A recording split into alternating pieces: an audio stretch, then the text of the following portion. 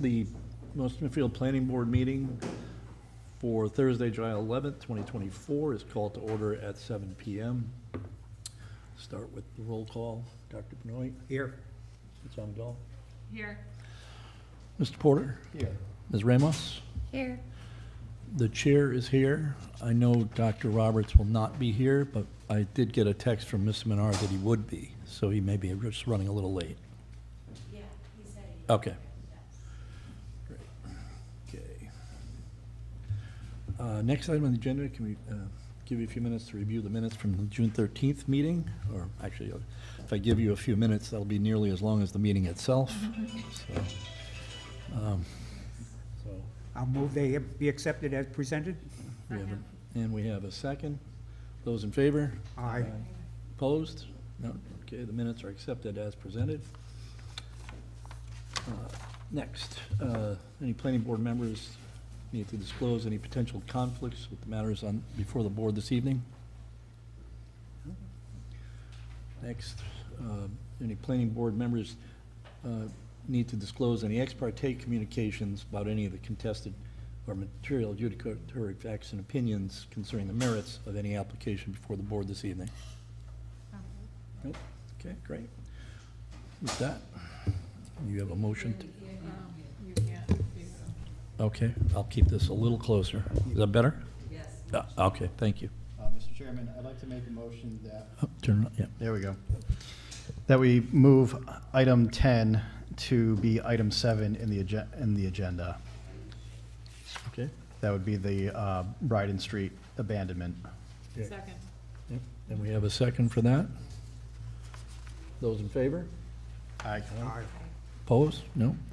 Okay, so moved. So we're going to start with the item previously called item 10. Mr. Carullo, would you just give us a brief overview so everybody knows? This is a request from property owner Vincent Manzalella to abandon a paper street, which is a stub end of an existing street that deposits into Woonsocket, into a wetland. The property owner actually owns the lots on both sides of the street, and the intention is to abandon the street, merge the lots into one lot, and to build a single house there. As the property exists today, they can build a house, but the intention is to provide more of a usable yard area for the home. Any This is questions? a recommendation to the town council with regard to the abandonment. Mr. Chairman, question. Yes. Bryden Street at the moment is a through street. Once this lot is closed off, it's going to be a dead-end street. And fire and police are okay with that? I circulated the requested abandonment. I'm just going to pull a file. Requested abandonment to DPW, police, fire, sewer and water. And the only department that had any concern about it was sewer and water. They were looking for an easement. Bryden Street actually deposits into a major wetland in Woonsocket, and where the street is existing there's no road at all. Yeah, there's no road. It doesn't continue. There's no, if you look up there, there's no road. Mendon Road goes by it, and if you were to drive by it, would not know that Bryden was there. It may be on further down to the south or further north in Woonsocket, but in this particular area, it's not developed at all. Thank you. Dr. Knight, thank you. Okay, do we need to open a public? I think we do, right? This has a public meeting. Okay. If there's no other comments right from the board, I will make a motion to open the public hearing portion of the street abandonment request. Okay. Go ahead, Mr. Grill. Did you have something? It's not a public hearing, it's a public meeting. This is Oh, simply a okay. recommendation to the council. Oh, The okay. public hearing will take place before the town council. It'll be advertised. Oh, that's what residents will- any interested party will be able to testify. So before the town. that's where that'll take place. Okay, once you rescind that. I will rescind said motion. Okay. And then I will make another motion to provide a positive recommendation to the town council for the abandonment of Bryden Street as requested by the applicant. Okay. Do we have a second? Second. We have a second. Roll call vote on this. Dr. Benoit, Yes. Yes. Ms. Amendola, Yes. Mr. Porter, Ms. Ramos? Yes. And the chair votes yes.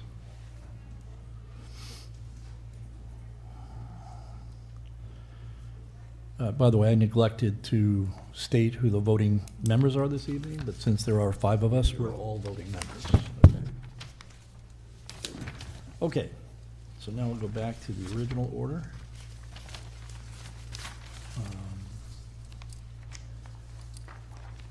Which is, if you're following along on your agenda, is item 7. Number 7. This is pre-application concept review for crossings in Dowling Village. Location is 322 Eddie Dowling Highway, Assessor's Plat 13, Assessor's Lot 70. Just a brief summary, Mr. Crullo? This is a pre-application of a major land development project to construct a gasoline station and car wash at 322 80 Dowling Highway. It's the site of a former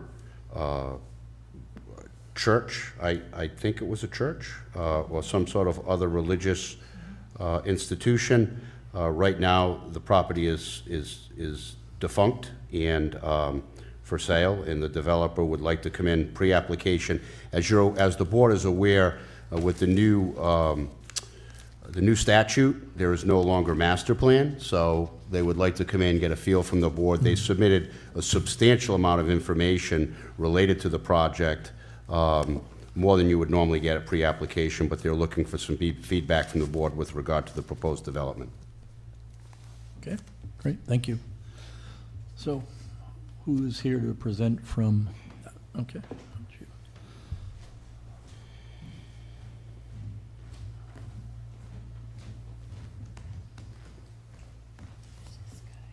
Good evening, Mr. Chairman, honorable members of the North Smithfield Planning Board. For the record, Attorney K. Joseph Shakari, representing the applicant Canton East Holdings LLC this evening. With me, I have the principal from the Canton here to answer any questions. I have a traffic engineer if the board has any questions. But primarily, I'll do the introduction. I'll turn it over to the site engineer, Brian Thalman from Dupree Engineering. So as Mr. Carullo stated, this is a pre-application meeting. We have supplied as much detail as we have. We haven't held anything back. We are proposing, the property he was talking about, Mr. Carullo, was an old house of worship. I believe it may have been a Jehovah's Witnesses at one time. It has been vacant for some time, and my client would like to redevelop the area in an adjoining parcel for a car wash and a gas station with a convenience store. That's our proposal at this time. I will turn it over to Mr. Thalman, but the short version is we think this is consistent with the town's comprehensive plan. We think it's a very good use, right on the 146 Eddie Dowling Highway connector into Woonsocket. We don't feel that in any way, and the traffic engineer will answer any questions, it will denigrate any of the service. We have certainly enough internal radius, spacing, queuing space, et cetera, for both uses. We think the uses are kind of compatible: gas station, convenience store, car wash, and we will take advantage of the traffic that's already going there. Both uses are not necessarily destination uses. Nobody drives 5-10 miles to go get gas. They usually go someplace close, and the same thing for a convenience store and gas. And unfortunately, or fortunately, depending on point of view, the car washes are multiplying rapidly around the state. So this project meets all of the requirements, goals, and intent, and I'll turn it over to Mr. Thalman, and I'll be happy to answer any questions that the board may have at this time. Thank you. Thank you. Mr. Thalman, would you state your name and your license number, PD, from the state of Rhode Island, please? My name is Brian P. Thalman. I'm a senior project manager and a professional engineer at Dupree Engineering. We have offices at 2 Stafford Court in Cranston, Rhode Island. My registration number for my engineering license is 14100. As Attorney Shakari indicated, we're here on behalf of the owner and the applicant, which is Canton East Holdings. They acquired the parcel roughly 8 or 9 months ago and have since moved forward with this development proposal. I want to first thank the planning board for their indulgence. There was a death in Mr. Greeley's family last month, which necessitated we postpone things until today. As Mr. Carullo has indicated, this is kind of a new process for everybody here. In knowing that we approached him earlier in our process and said, you know, here's what we're thinking. We know this is going to be a little bit new, where the planning board kind of acts as the complete authority within the town. Do we think it's prudent we come in and kind of present what we're doing so that we can get a little bit of feedback? The rationale behind that is with this unified development statute that the General Assembly enacted, our one and only trip to the board is when our complete engineering package is done. That represents a considerable risk to Mr. Greeley and his partners.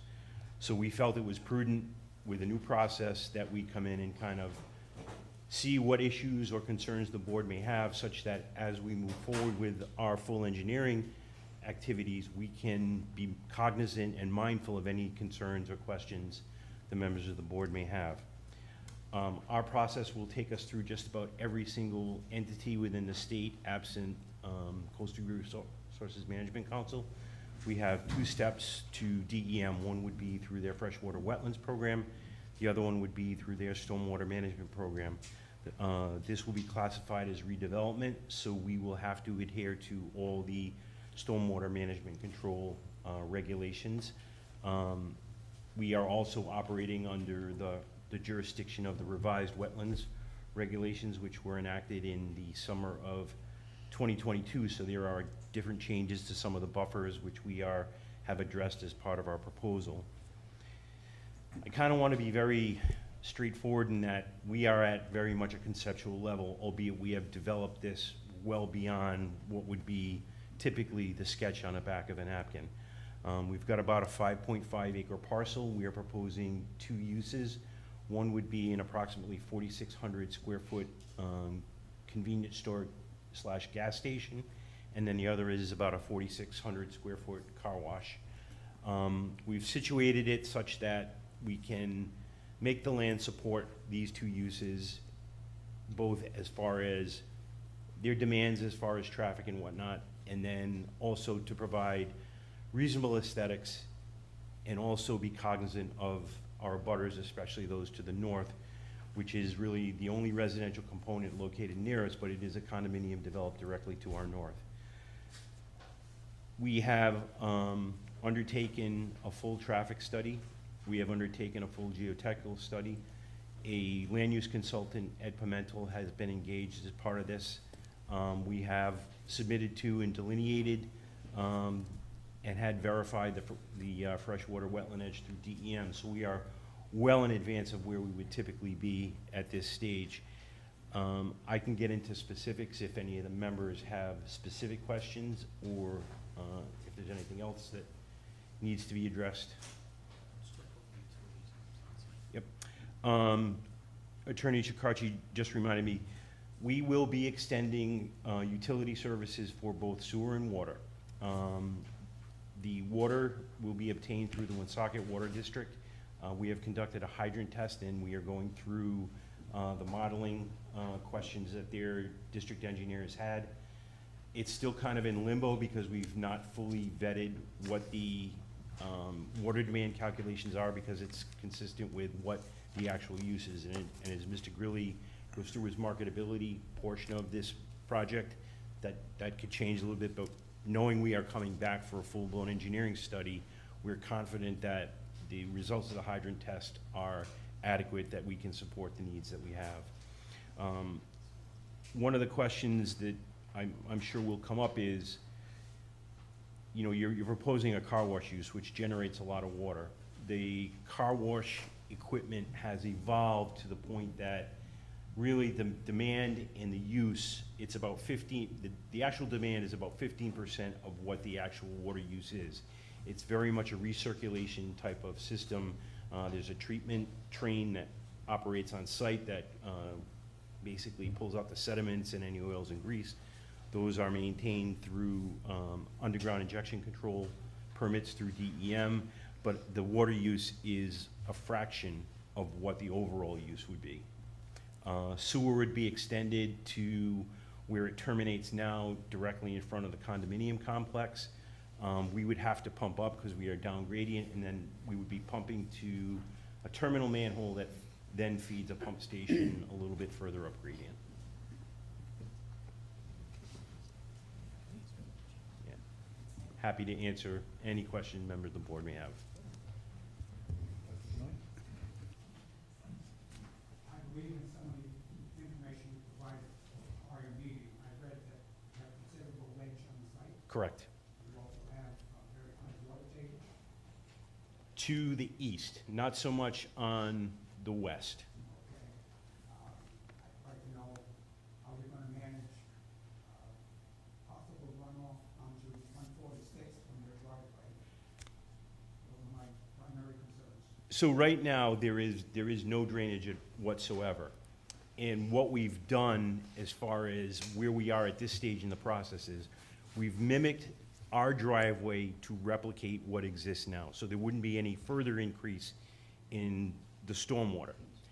We obviously have to meet current water quality and detention standards. So our next step, once we get some guidance from you folks, is we're going in to meet with DEM and kind of lay out, here's where we are, here's where we need to get to, what is going to be something that is amenable to you, but also we have to take into account DOT, because as you're aware, they're very involved in a major reconstruction process of the corridor in this area, and DOT is going to be more of, you're not dumping anything more into our system than exists now.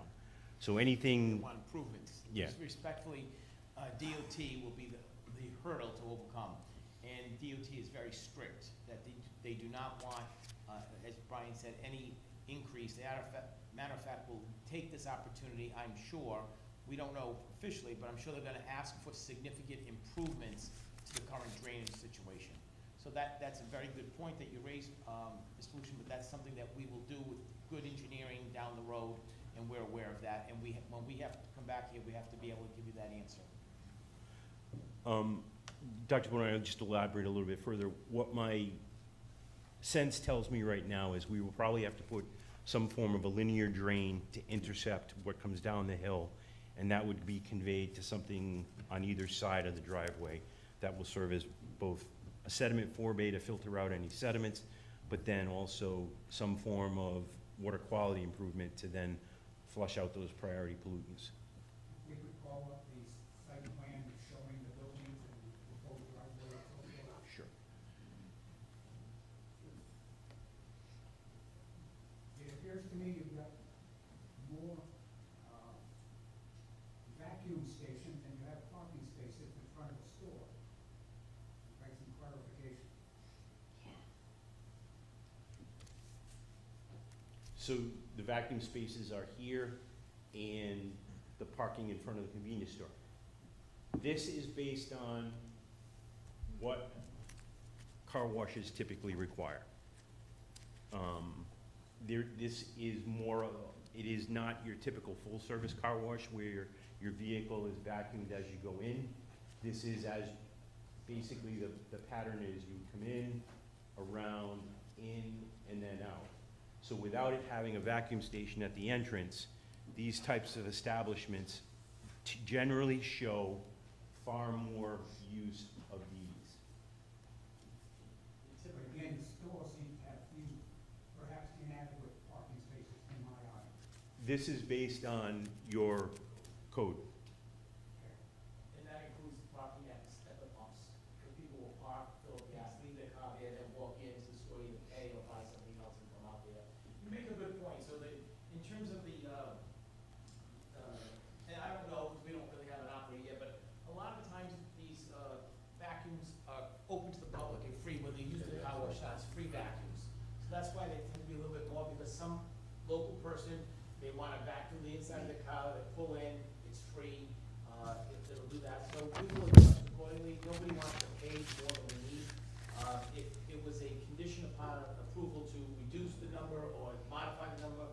certainly consider that. If I could, let me add on to your question about the convenience store in particular. So, we have one relatively new convenience store gas station in town, the Seasons and stuff. Could you use that as a comparison in terms of size, parking, and is there a brand on this one? Not yet, so we haven't finalized that yet, but this is what we have the most marketing interest Yep. in a convenience store.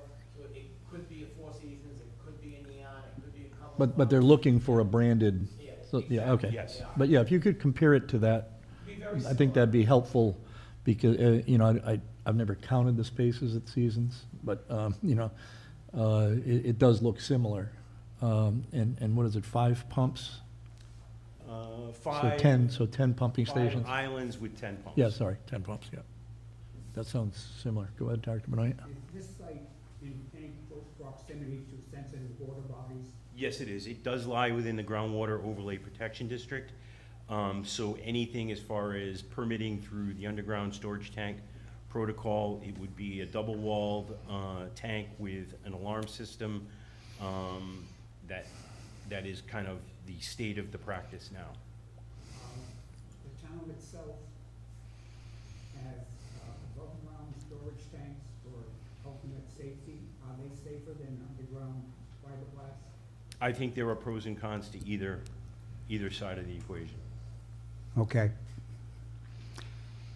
One other question, please show us where you'll take care of your snow storage when you bring your preliminary, or you come back. Okay? Thank you. Any other questions? Mr. Porter? No, I was going to echo the sentiments of Dr. Benoit over the number of vacuum spaces. I feel like that seems to be a bit excessive for what's, given the number of cars that go through a car wash, the time it takes to vacuum, it just seems like there's, 26 vacuum spots seems to be quite a bit. And then there's plus the other additional 6 with the handicap spots up there. So I would be in agreement with that we'd look to see some reduction of that. In fairness, that I'd say either a reduction or some market research that says you actually need this many to have a successful business. The whole reason we came here for this kind of feedback. Yep. We appreciate that. Yep. And then if you watch any of our YouTube meetings, you'll hear me ask about lighting and being dark sky compliant. That's certainly one thing that this board is always looking towards, making sure that all the lighting is contained on site. Was the plan going to be for this operation to be 24/7? No. Or is this like a 6 to midnight sort of situation? Yes. Okay. I actually, having served as a chairman in your neighboring community, I have a flavor for the types of questions that will be asked. Mr. Grilli and I did have a conversation yesterday, and I said, I expect we're going to be asked what the hours of operation are, and I said, do we expect this will be a 24? And he said, no. Okay. As of right now, it is no. Okay, so unlike Seasons, which is a 24, I believe, Correct. right? Okay. And then I think the only other thing would be for the purpose of neighbors, seeing a landscape plan of how you would be kind of providing some visual barriers between the gas station and the car wash to your neighbors to either side of the property. We did actually pull a conceptual landscape plan together. It got to Mr. Carullo, I think, within the last day or so. I don't know if he was Yeah, able we got to it today. incorporate it into what you have, but Okay. we have provided a conceptual landscape plan. All right, great. Your regulations are not very specific about requirements. We've developed it with the neighboring uses in mind. Okay, great. I think to some of the earlier points where we were talking about, ledge removal and whatnot, what we are likely to propose is a fence at the top on the northern boundary, because that is where the deepest ledge cuts will likely be. And then, as it exists now, it looks like there's a pretty dense white pine buffering along that line. Most of it is on that property proper, but we will probably supplement what is a little bit of a triangle in this area in here to Okay. kind of intensify it a little bit. All right. And then one of the other things that we also encourage when it comes to ledge removal, that we do not encourage any blasting. We like to make sure that it's either mechanical or other methods other than blasting. Okay. Could you elaborate a little further on the, where we don't have the landscape plan or concept plan yet, but could you at least talk to, I along that have, northern edge? I have a copy on a flash drive, if you can. Oh, even better.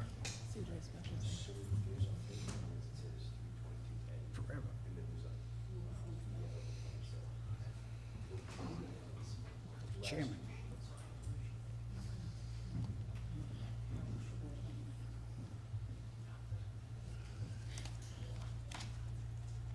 So does the property basically slope, because on the south side, it's Taco Bell, That's right? Taco Bell. Right.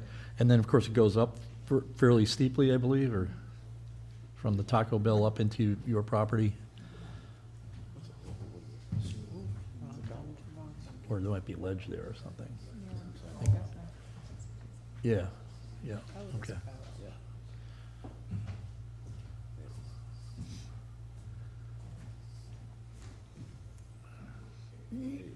So that is the version that's rendered, but, oops. This is the rendered version, so as you can Okay. see, here you can see, this is the closest unit, so we've really intensified, in here, but I also foresee the need to probably supplement in here. Mhm. We're proposing, a very dense coniferous in here, and then again, really concentrating kind of where the islands allow us to. Hmm. If I could just ask, Go ahead. the little, as far as the tank placement, is that behind the station, or is that off to the, what I see, the south side? Okay. So how does that, I know you mentioned to the east, that's where the water table's higher. Where, how, So if you could go back 2 sheets, actually that won't work. So,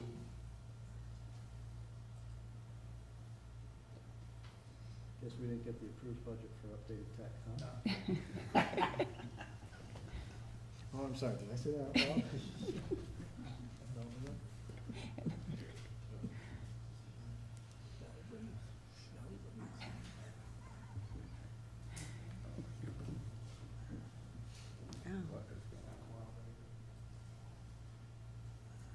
if you want to go back to the original submission, it makes life easier.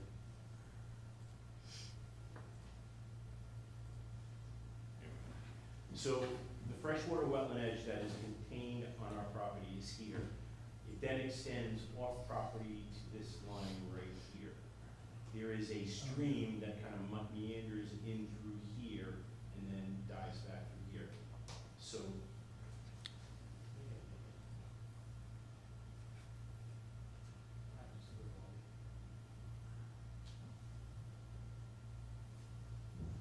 there you go. So in here is where the water table is the shallowest. In through here, we're looking at 2 types of detention facilities. One is a traditional sediment forebay with a sand filter that then discharges to a detention system. And then here, we're looking at an underground kind of detention storage water quality unit. So we're approaching it from several different strategies, and then as indicated earlier in the discussion with Dr. Benoit, is we likely will have to do some form of a linear drain at the entrance and then water quality treatment on either side of the driveway. gotcha. Yeah, thank you. I just wanted to know relatively how close the water table was to where the underground fuel tanks were gonna be. Yeah, And, they're pretty much, yeah.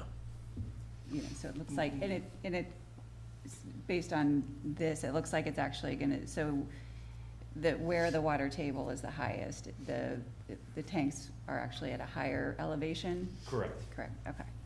Okay, There's probably, between the elevation here and what we're contemplating as far as up here, There's probably upwards of 18 to maybe 20 feet of elevation difference. Okay. Thank you. You're welcome. If I could ask one more. So on the south side, where Taco Bell is, does that require retaining wall, or is there, what, to handle the difference as it slopes up there? So we're proposing this as a retaining wall. Okay, all that. Okay, great. I don't know if it's appropriate, if the board has finished their questions. I just want to know if there's anybody from the public who may have any questions. We'd be happy to answer them as well. I just have one question on traffic flow.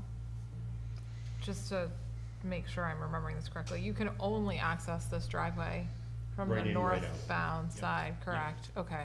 Yeah, there would be no cross movements. So if somebody was traveling southbound, they would have to go all the They'd way have to do the down U-turn. 146, do a Move back U-turn and around come back. come back. Well, I think they can turn around at the light Yeah, they can turn. to where they can go up to Walmart.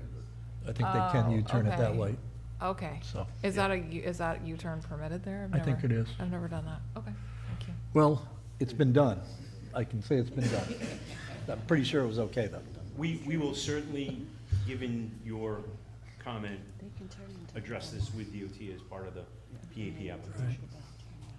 Yeah, So- you know, going off of that comment, it looks like perhaps we'd put a divider in the center to discourage people from, when they're going southbound, to turn into that. So it could just be, yeah, like a little triangle, like you've seen in some other areas. Just Okay. plop that in to discourage Mhm. those going south, to taking a left, crossing the two lanes.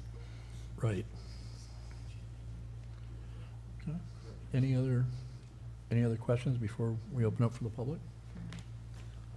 Yes, Dr. Brilliant? could you show us the approximate location of where the storage tanks will be? Yep.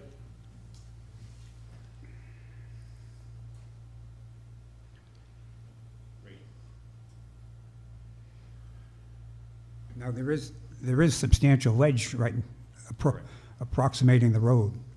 And, okay, there, A lot of mechanical work to remove that ledge. okay, We're aware of it. We know it's costly and it's time consuming. Part of the reason before we, didn't take any of that kind of site work, we want to get some feedback from you. Yes. And again, to Mr. Grilli's credit, I think it's one of the reasons that he has engaged the geotechnical engineer at this very early step in the process. Would it be worth to swap the gas station Yeah. and the car wash then? So then you can avoid less ledge removal? It's possible, at this point, it all comes down to really detailed engineering work. Yep. So we're gonna obviously Yeah. do what we think is the best options. Sure. But, at this point, for us, for our purposes being here, it's feedback from you, feedback from the neighbors, feedback from the town. Right. We could come back, I think you're gonna see, it's the uses, Mhm. possible it changes, possible it doesn't change, but either one of them is fine Mhm. necessarily, they each have pluses and minuses. Yep. That's a good point. So, one last question for access to it. There's not, I don't recall if there's much of a deceleration lane there. Correct. So, what kind of consideration has been done to So that? we are on an incline. Yes. I think that will flush itself out as part of the PAP I mean, process. If they hit the light green, they're going 45 or so, as they pass We hope Taco they're Bell, 45. yes. As they pass Taco Bell, so that'd be my concern. Mr. Grilli has engaged PAR Engineering as his traffic consultant. They will be assisting us with the PAP, and That's a good Yeah. point, we have to Because you could, make it safe. and likewise for the acceleration side, right? So, it just might be tougher there, you have the ledge, I'm just saying if you could widen it to create more room for people, I think that's a consideration. That's a good point. There's a full breakdown lane? Okay, Skate lane, we call it, yes. okay. Right, Dr. Benoit? If I may ask our planner, is there anything going on in town to try to extend sewer and water in a southerly direction on 146A? And could that be considered if such a development takes place? In this particular area here? Yes. No, We are. right here. Yeah, They're extending the water. yeah, we're, Yeah, so. right that's now, the other actually, section of we're back 146. to Maybe the second sheet in the set. No. So right now, the water and sewer both terminate right here.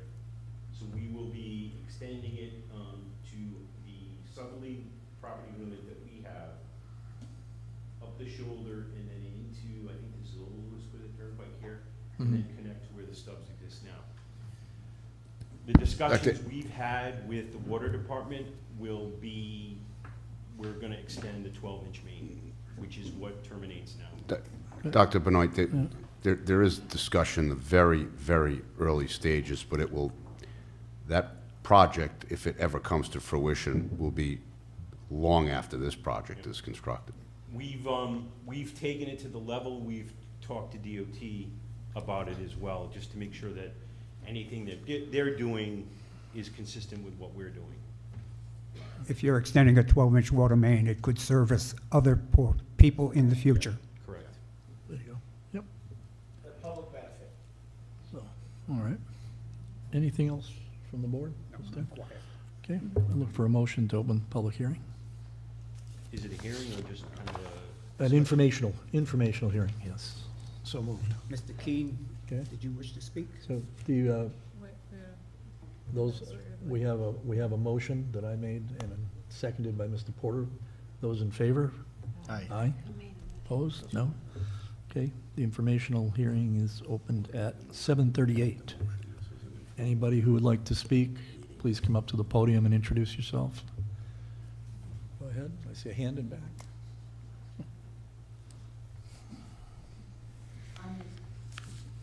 I'm Elaine Guyette, and I live at Rockcliffe Farm, right near the border of where this land is. And you talked about discouraging blasting, which would be fine because there's an awful lot of ledge in there. There's an awful lot of wildlife in there. And I'm wondering how close that convenience store will be to that property line? And what type of a setback would there be?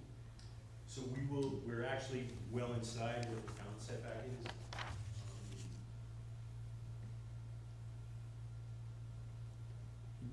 Yeah, could you give My me approximate guess distance is from that corner? This is the, so this is the town's zoning setback here. We are probably another 35, 40 feet inside of that. It's probably 25 feet here. So I'd say we're probably 50, 55 feet away 55 feet. from the property And line. from the property line, okay. And about how high would that fence be? It would be a minimum of 8 feet. Okay, and what about the vegetation that you're planning to put in as a living fence or whatever to fill in? So it would probably be something on the order of what you have in here, which is pretty dense white pine kind of. Okay, so you're not gonna be going up to the property line and taking all of that out? No, we can't go over the Okay. property line. Okay, good. That's the biggest question I had. Thank you.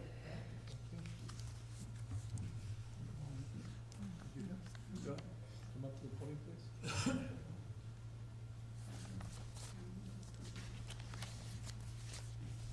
Gail Burlinghawk, Bruce Drive. I live about a few miles, can you hear me, from there. I actually am for this project, and about a year ago, I just happened to go on Facebook and say, what would you want in this town? And I'm gonna say 95% of my answers was a car wash. So you definitely have the okay from the town. And I do have one more question. On that. That's unusual, it's very nice of you. I'm used to that. On the side where the Taco Bell is, in the woods, there is a stone bench that's historic. And I want to ask Rich about that, because that should never be moved. If you go in the drive-through to Taco Bell, and you look towards the right where the stone wall is, there is a stone bench there.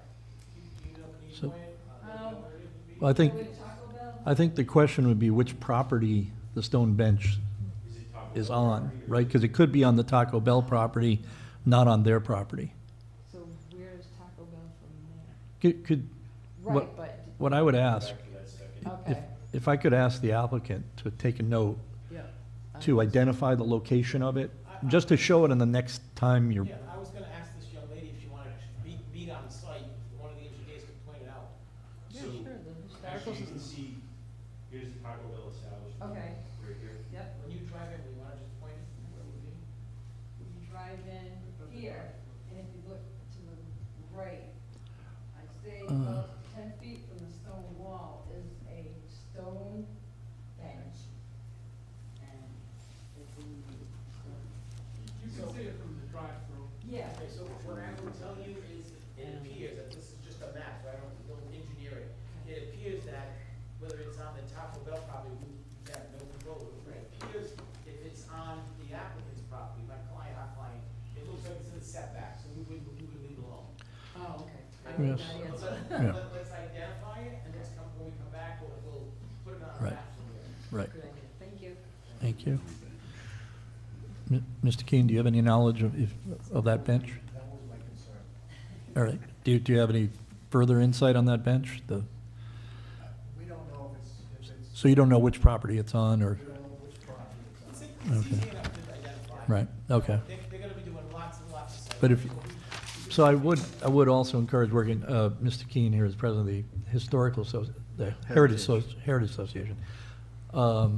And they do a wonderful job of tracking all these things and identifying them, so, you know, and they do it every day, so.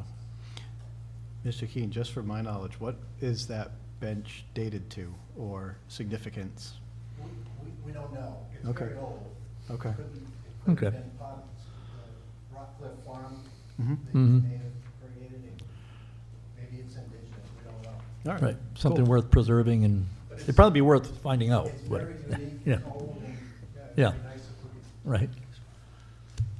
Perfect, thank You know, you. some of us are pretty unique and very old too, but nobody's working on preserving us, but, so anyway. Does anybody else have questions, comments?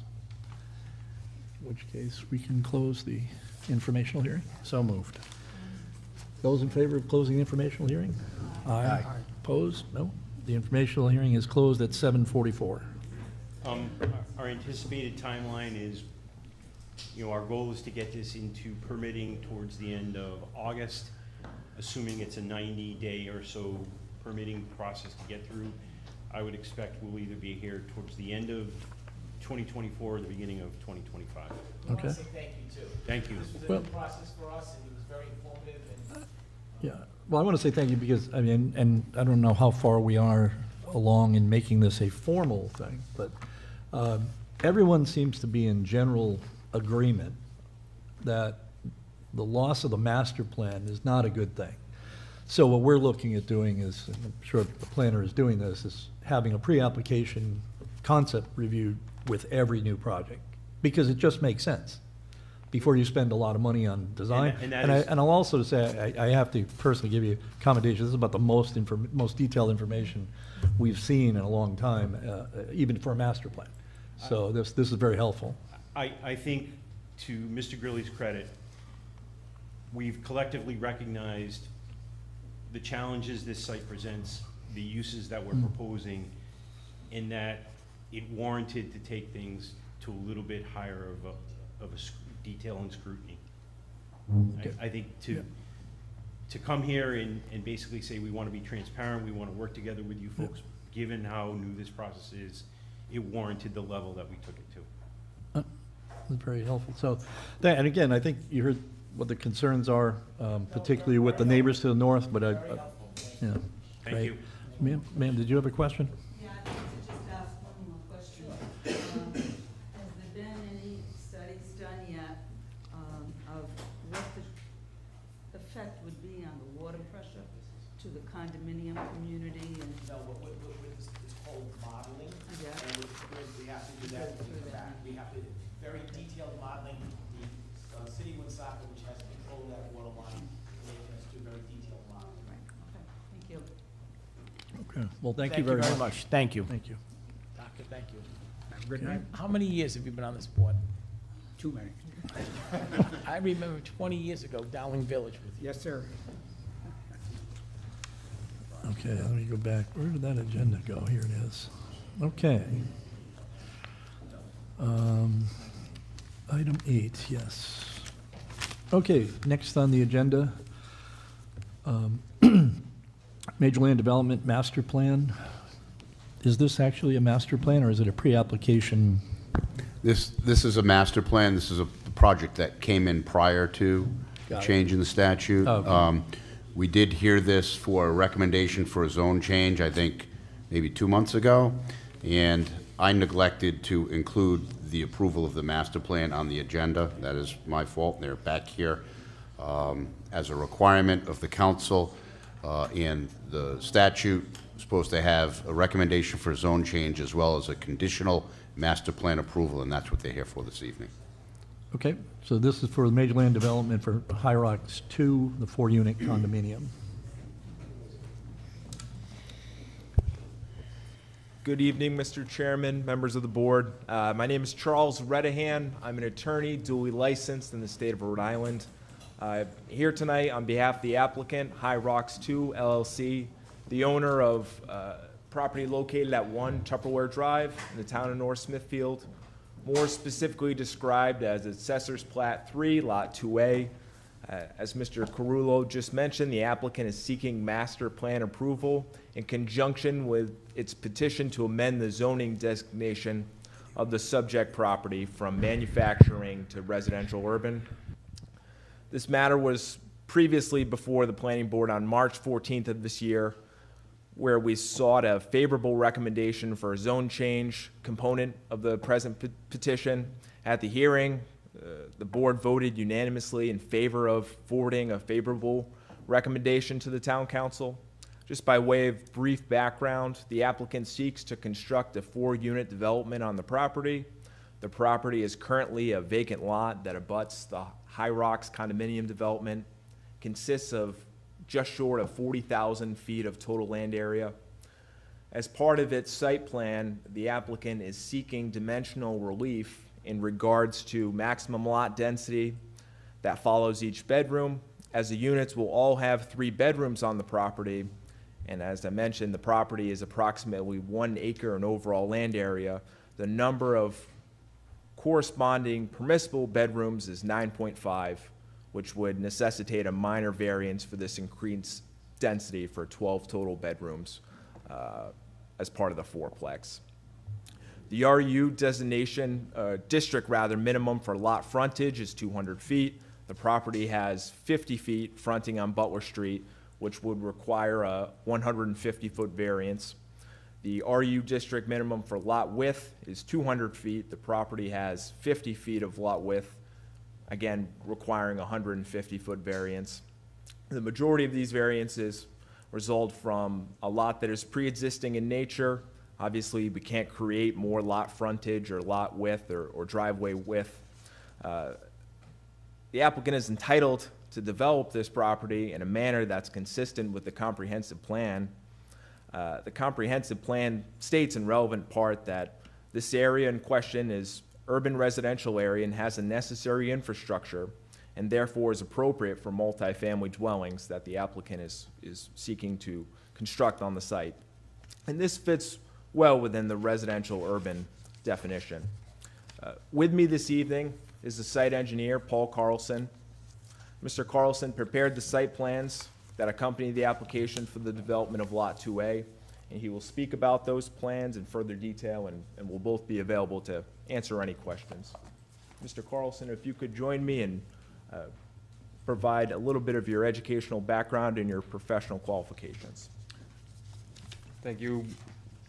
Mr. Chairman, members of the board, my name is Paul Carlson, and I'm principal with Insight Engineering with offices at 501 Great Road in North Smithfield.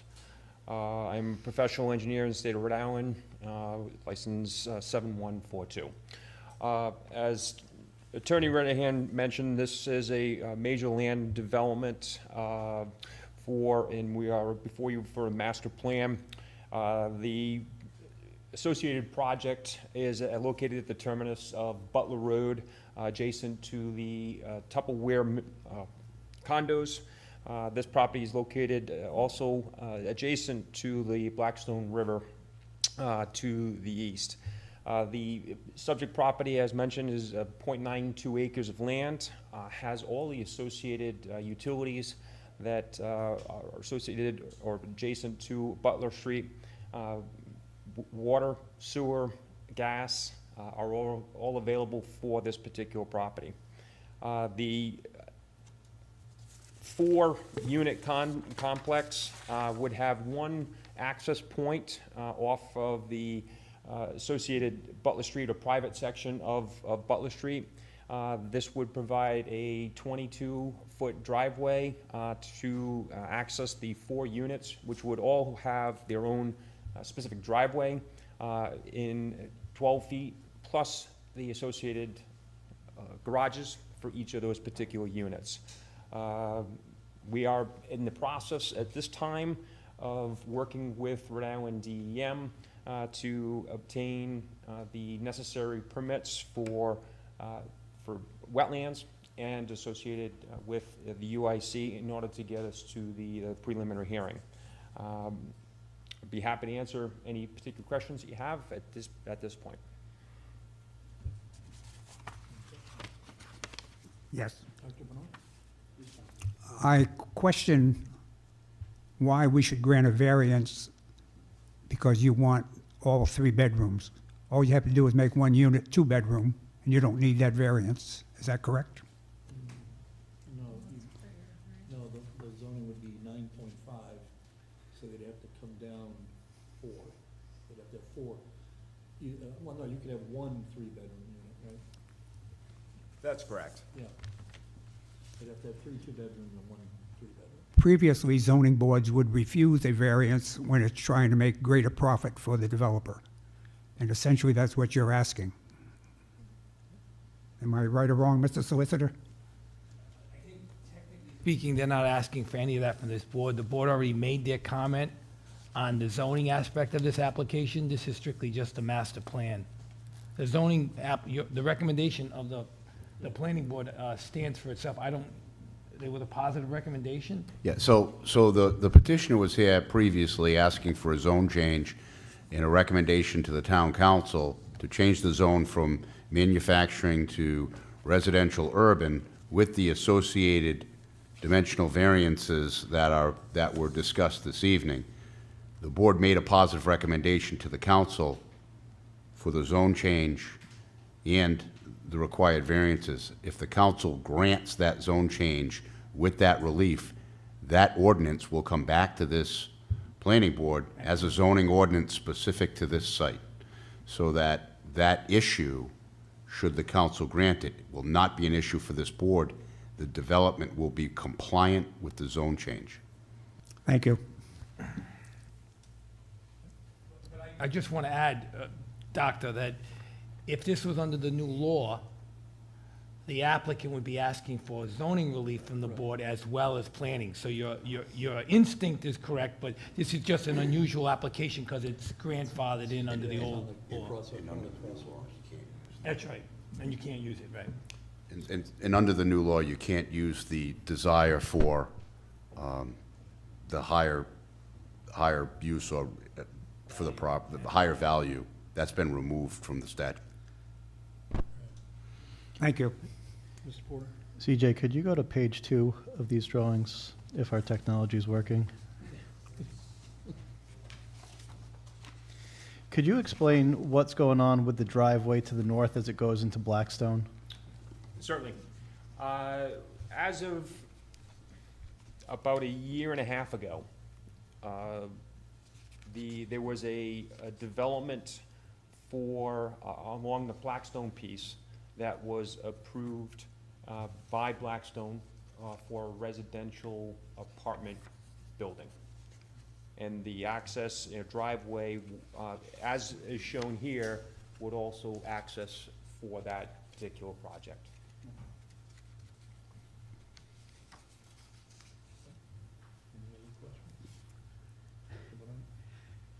Traffic study, is your traffic study man here, or? We do not at this time have a traffic report, but it's certainly. We Oh, do. I'm We sorry. did, I apologize. We don't have an individual with us to testify, but we did submit a report from Well, that's what I see in VHB. my memorandums here. And somehow, the conclusion is, in the summary, it will result in a reduction in the site-generated traffic during the morning peak hour, and the same exact generation during the afternoon peak hour. I've never seen a report say it's going to reduce site traffic. Yes, we're adding people, but they won't have cars. I don't know. Mr. Benoit, I can explain that, because I Excellent. reviewed the traffic study multiple times and sent it back to the traffic engineer. What the traffic engineer did, this site combined with the adjacent site, which is High Rocks, was approved many years ago for a higher level of uses than is existing and proposed. So what the traffic engineer did was took the prior approval, calculated the assumed traffic based on what is approved for the site, and this is actually a reduction in the use that was approved for the site, as well as other portions of High Rocks that had other commercial uses in it that at some time or at the time of the traffic study was being considered for residential. So it actually lowered the future traffic based on the existing approvals, because the new approvals would be for a lower use, so it would be reducing the future traffic generation. And that's a kind of a crazy concept, Well, but but the that's what they reduction, did. you're saying the reduction is based on It's a reduction of a numbers that were potential done, future increase, right? but it was done from a long time ago. It's The yeah, original- it the original was, number. well, it's based on current numbers for an approval that was granted a long time Right, ago. that's Yes, right, that's yeah. correct. Okay. Thank you for the clarification. The way I read it was confusing. It is confusing the way I said it. is. Anything else from the board? No? Time for a informational hearing? Okay, Make a motion to open up the informational hearing. and we have a second. Those in favor? Aye. Opposed? No. Informational hearing is open at 7:59.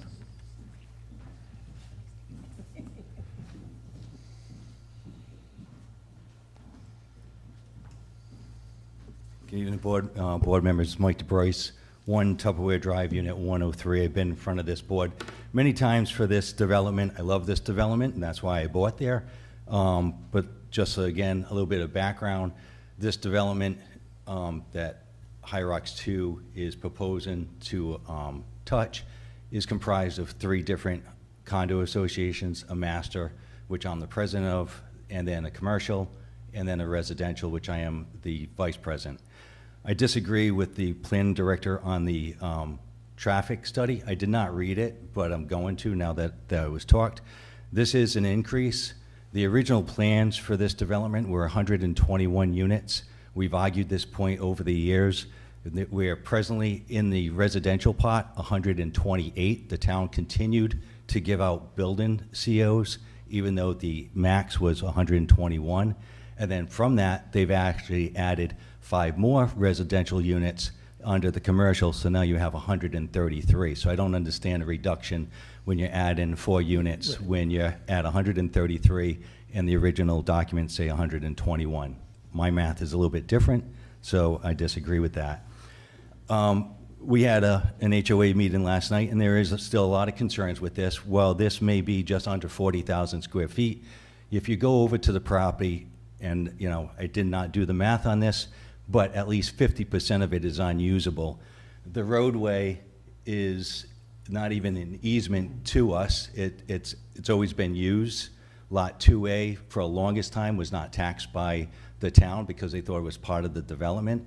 So that roadway, Butler Street, is, you take 50 feet off of that, that's a reduction out of the 39,000.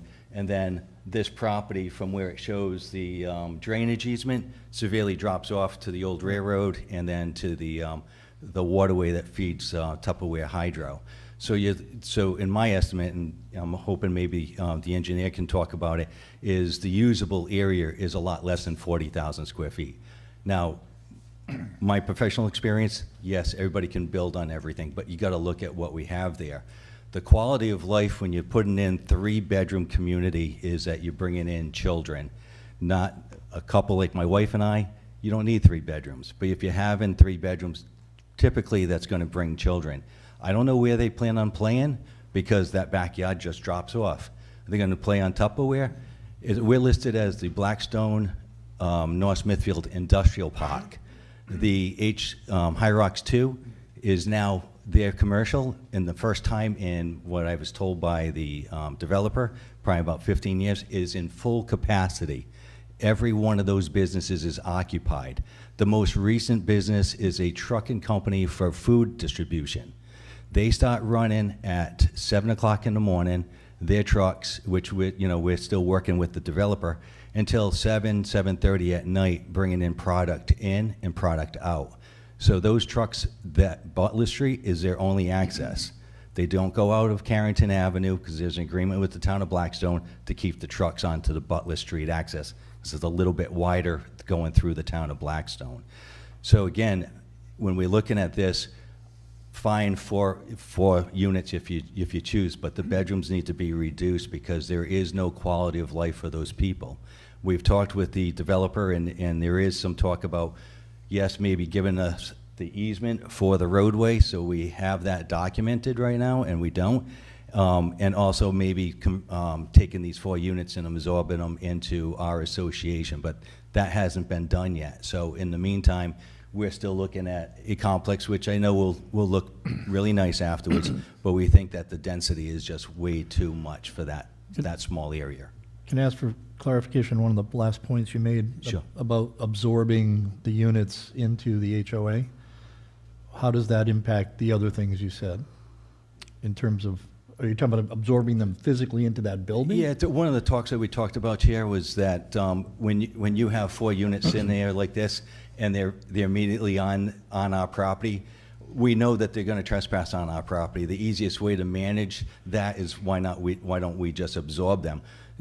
I don't know why we don't do it now and just remove some property lines, but that's not the concept. But it wouldn't change the concern about children having no place to play. No, we still think okay. that we still think the 3 bedrooms. I feel bad some of the families that are in our property. We do have some children in there. Yeah. I cringe sometimes when they're outside on a bike on the property when these trucks are coming in and out. But that's the property that we bought, and it's unique. It's very nice being that way. But again, the density for this lot is just too high in our opinion. Gotcha. So thank you very much for your time. Okay, thank you. Anybody else have any questions? Just quickly, so name's Casey Gajula, one of the residents. Name's Casey Gajula, one of the residents at High Rock 244. So I think the site engineer mentioned that they have the infrastructure facility or approval for all the municipalities, like the water, trash, whatever it was. We've heard concerns from Blackstone already about water, so I'm curious what has changed in the last couple of years. I understand there is litigation that has been done. That's different than environmental. So curious what has been done differently, what's happening within the town that now we can pump more water, and they are willing to do so. And then, of course, the density issue is a concern, but mainly the water one, because that's been brought up before. Okay, thank you. Any other questions or comments before we go back? Okay, would you like to? I know that Paul can address some of what was brought up, but just very quickly on the water issue. The town of Blackstone was provided notice for the planning board meeting this evening, as well as the planning board meeting in March. There's no one from the town of Blackstone that has come forward and expressed concern. There's a 2009 Worcester County Superior Court judgment that gives this plot of land the right to get its water from the town of Blackstone. I have been in conversations with the solicitor for the town of Blackstone, and we are confident that water, sewer will not be a concern for this project. As to the issue for children, I'll just say as a basic point, 3 bedrooms, 2 bedrooms, it's permissible if they were 2-bedroom units for people with children to live in them. So, I mean, you wouldn't abrogate those concerns simply by reducing the number of bedrooms. And I think that using a very specific hypothetical for safety of potential residents or owners is really not a good enough reason in itself to not provide conditional approval for master plan at this point. And I'll certainly let Mr. Carlson address some of the other points that were raised.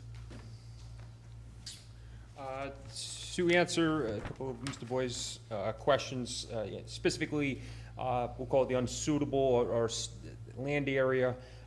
The area itself probably has, the area to the, if you just pull down one, if you don't mind, steep slope along the westerly edge.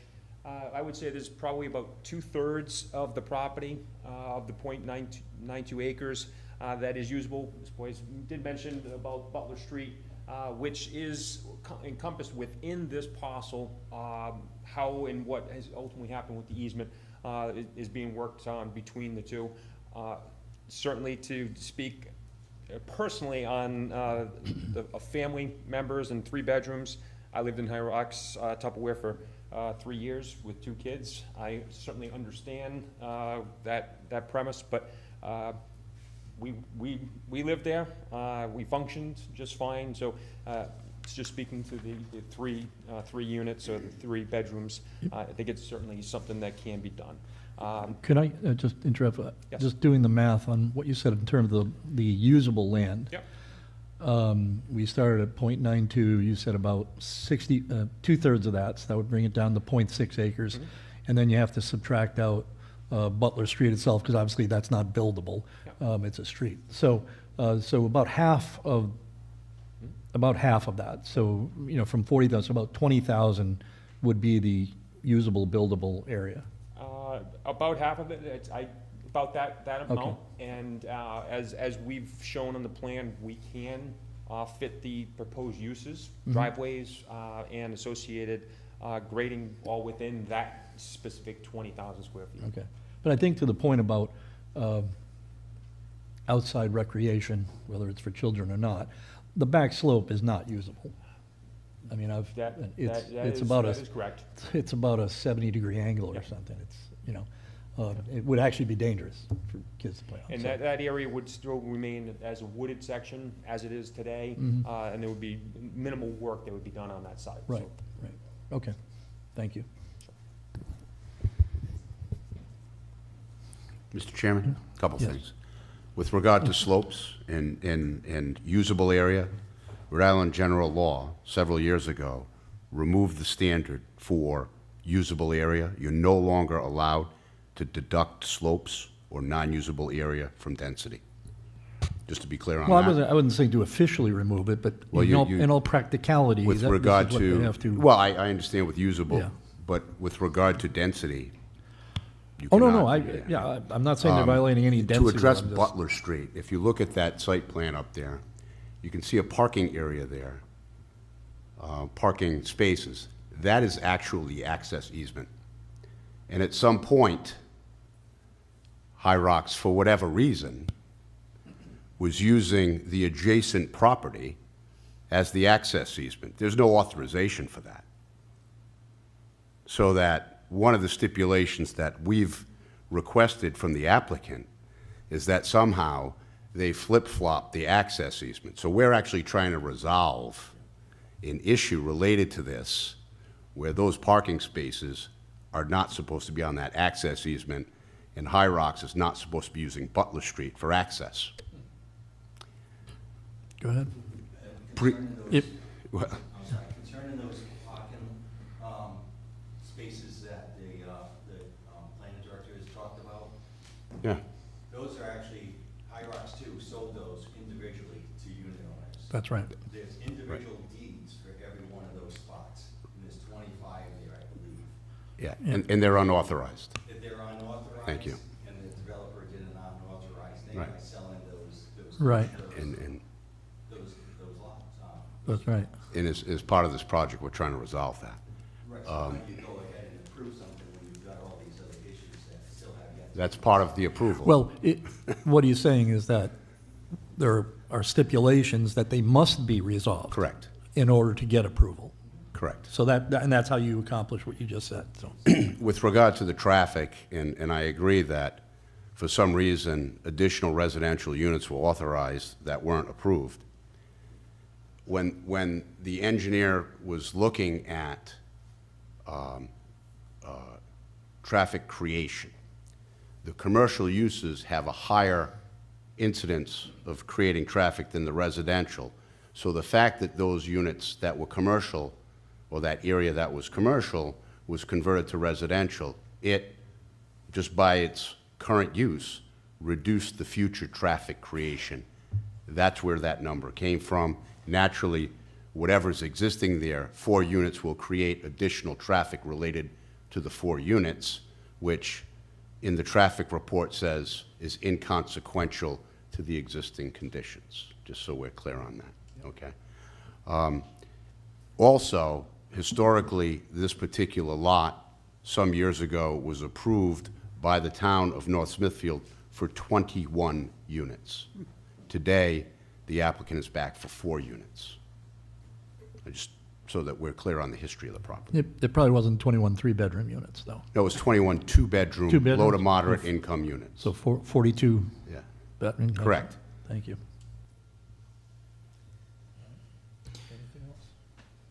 Mr. Chairman, I'd like to make a motion to close the public hearing. We have a motion to close. Do we have a second? We have a second. Those in favor of closing the informational hearing? Aye. Aye. Aye. Opposed? No. The informational hearing is closed at 8:13.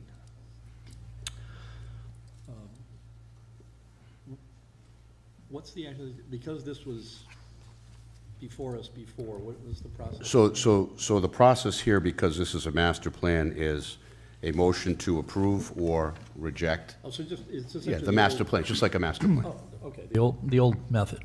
Thank you. Correct. See, we've already converted over, so it's like an ancient history now, even though it was 6 months ago. Any further discussion needed before we vote? Well, I'd like to propose adding an additional condition for their next step. What I'd like to see is elevations and sections of the proposed buildings that you guys will be placing on the site. Whether it be, floor plans, elevations, a section, we've been asking a lot of applicants lately to have a section through the site to kind of get an idea of heights and everything. I believe that was something that was brought up at our last meeting as well, to understand the relationship of the High Rocks condominiums to the scale for the new proposed development here. So I think just a set of architectural plans would be greatly appreciated. And those sections include exterior finishes, things like? Yeah. Yeah, okay.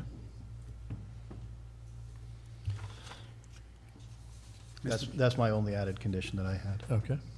Mr. Chairman, I'll make a motion to approve the master plan as requested by High Rocks, With, along with the planning office recommendations. Number 1, that the applicant shall receive a zone change from the council to allow for the construction of a 4-unit multifamily residential building with less than the required area, less than the required frontage, less than the required side yard setbacks prior to preliminary approval. That the applicant shall receive town water and town sewer approval from the town of Blackstone, Massachusetts, prior to preliminary approval.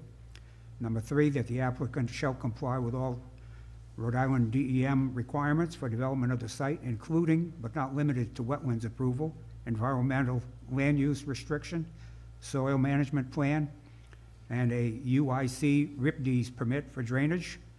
Number 4, that a soil and sediment control plan shall be required at preliminary approval in conformance with Article 5, soil erosion, sediment control, and stormwater pollution prevention plan.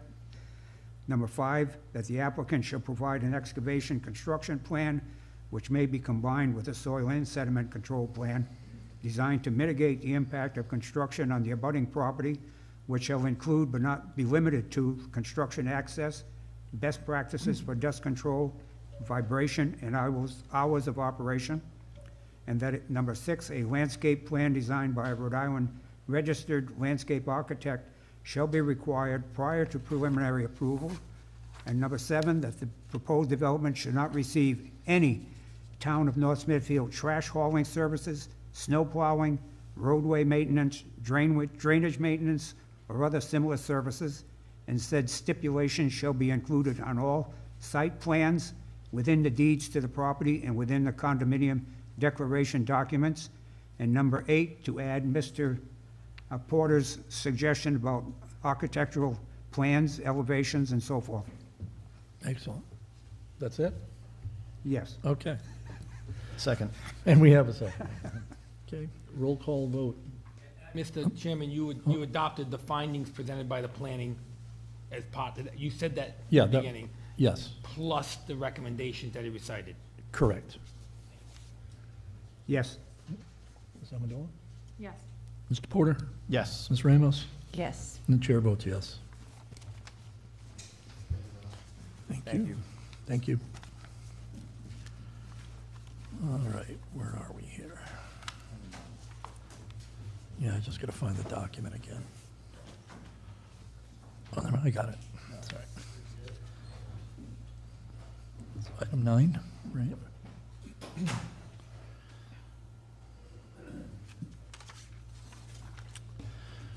Okay, next on the agenda, Major Land Development Preliminary Plan, Douglas Solar, location Manatee Road, Assessor's Plat 10, Assessor's Lot 218. Any introduction for this, Mr. Carrillo? Mr. Chairman, this is a project that was before the planning board several years ago, received a conditional master plan approval, went to the zoning board seeking special use permit from the zoning board. It was denied, subsequently appealed to the Superior Court. At a point, the town entered into a discussion with the applicant, and the town council reached an agreement with the applicant, which the court approved as a consent agreement. I think you have a copy of that as part of your package. As a result of that agreement, this project is now back before the planning board for a preliminary approval. This is a project that started under the old standard, so it goes master plan, preliminary, and then final. I think the consent agreement spells out conditions of approval. The applicant is here to make that presentation. I believe the conditions of approval have been met, and I'll turn it over to the applicant at this point. Okay, thank you. Okay, thank you, Mr. Carrillo. Mr. Chairman, members of the board, good evening. As Mr. Carrillo mentioned, this project's probably as ancient as they come. We've been working on it for over 5 years, and I think many of the board members can probably recall the amount of work and effort that has gone into reviewing this project and determining its feasibility and ultimately its compatibility with respect to the land. And this is a site which is tremendously unique. It's a piece of property that the town of North Smithfield has long sought to preserve. And what the applicant has proposed to do from the very beginning is to develop a portion of the site and to allow the remaining portion of the site to be held in conservation. So when we started this project back in July of 2020, we were before the planning board.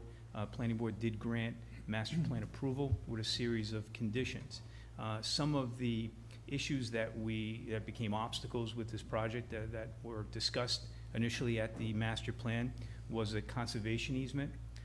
Interestingly enough, this property was subject to a very unique conservation easement that really prohibited any type of use, let alone development. Strictly would not allow anything to take place in that area.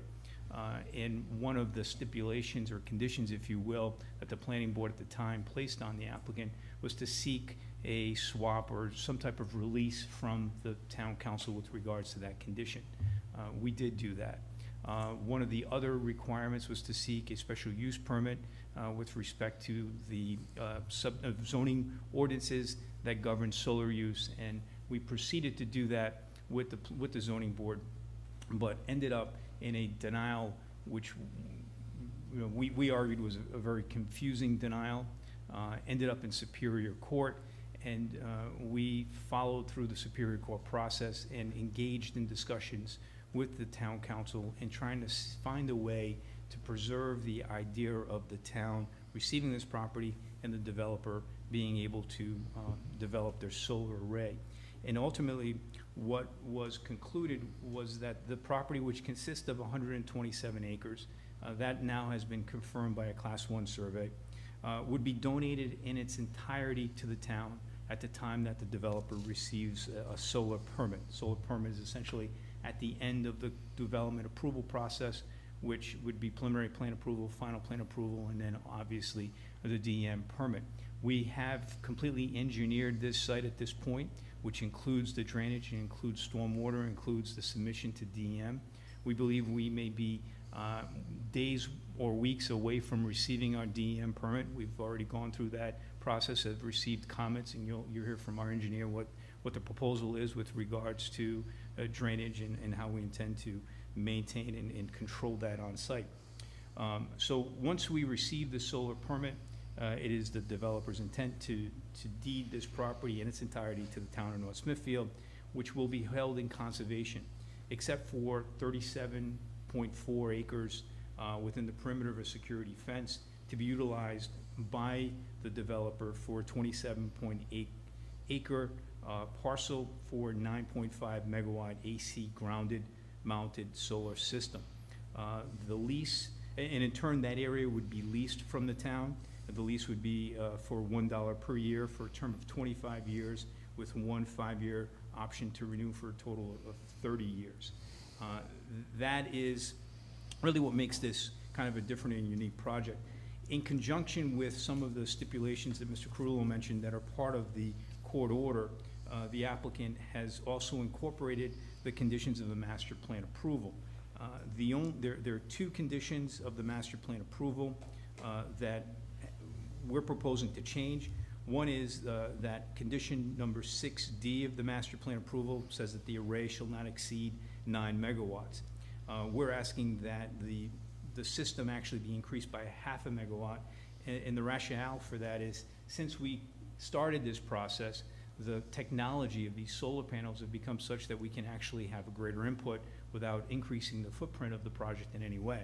So all we're doing is changing from one type of solar panel to another type of solar panel, and it would be nonsensical to be able to not to take advantage of such when you're not really doing anything other than you're going to change the efficiency of the panel. It's like, you know, buying a high definition TV as opposed to buying one that's not high definition TV. Same price, better quality. Why not do it? And it also defrays a bit some of the cost that we've incurred over the last 6 years. As anyone knows, you know, things are not what they cost in 2019, and so the construction cost has also been a bit high. So that 0.5 megawatt is a significant issue for us, and we're hope that is something that the board can accommodate.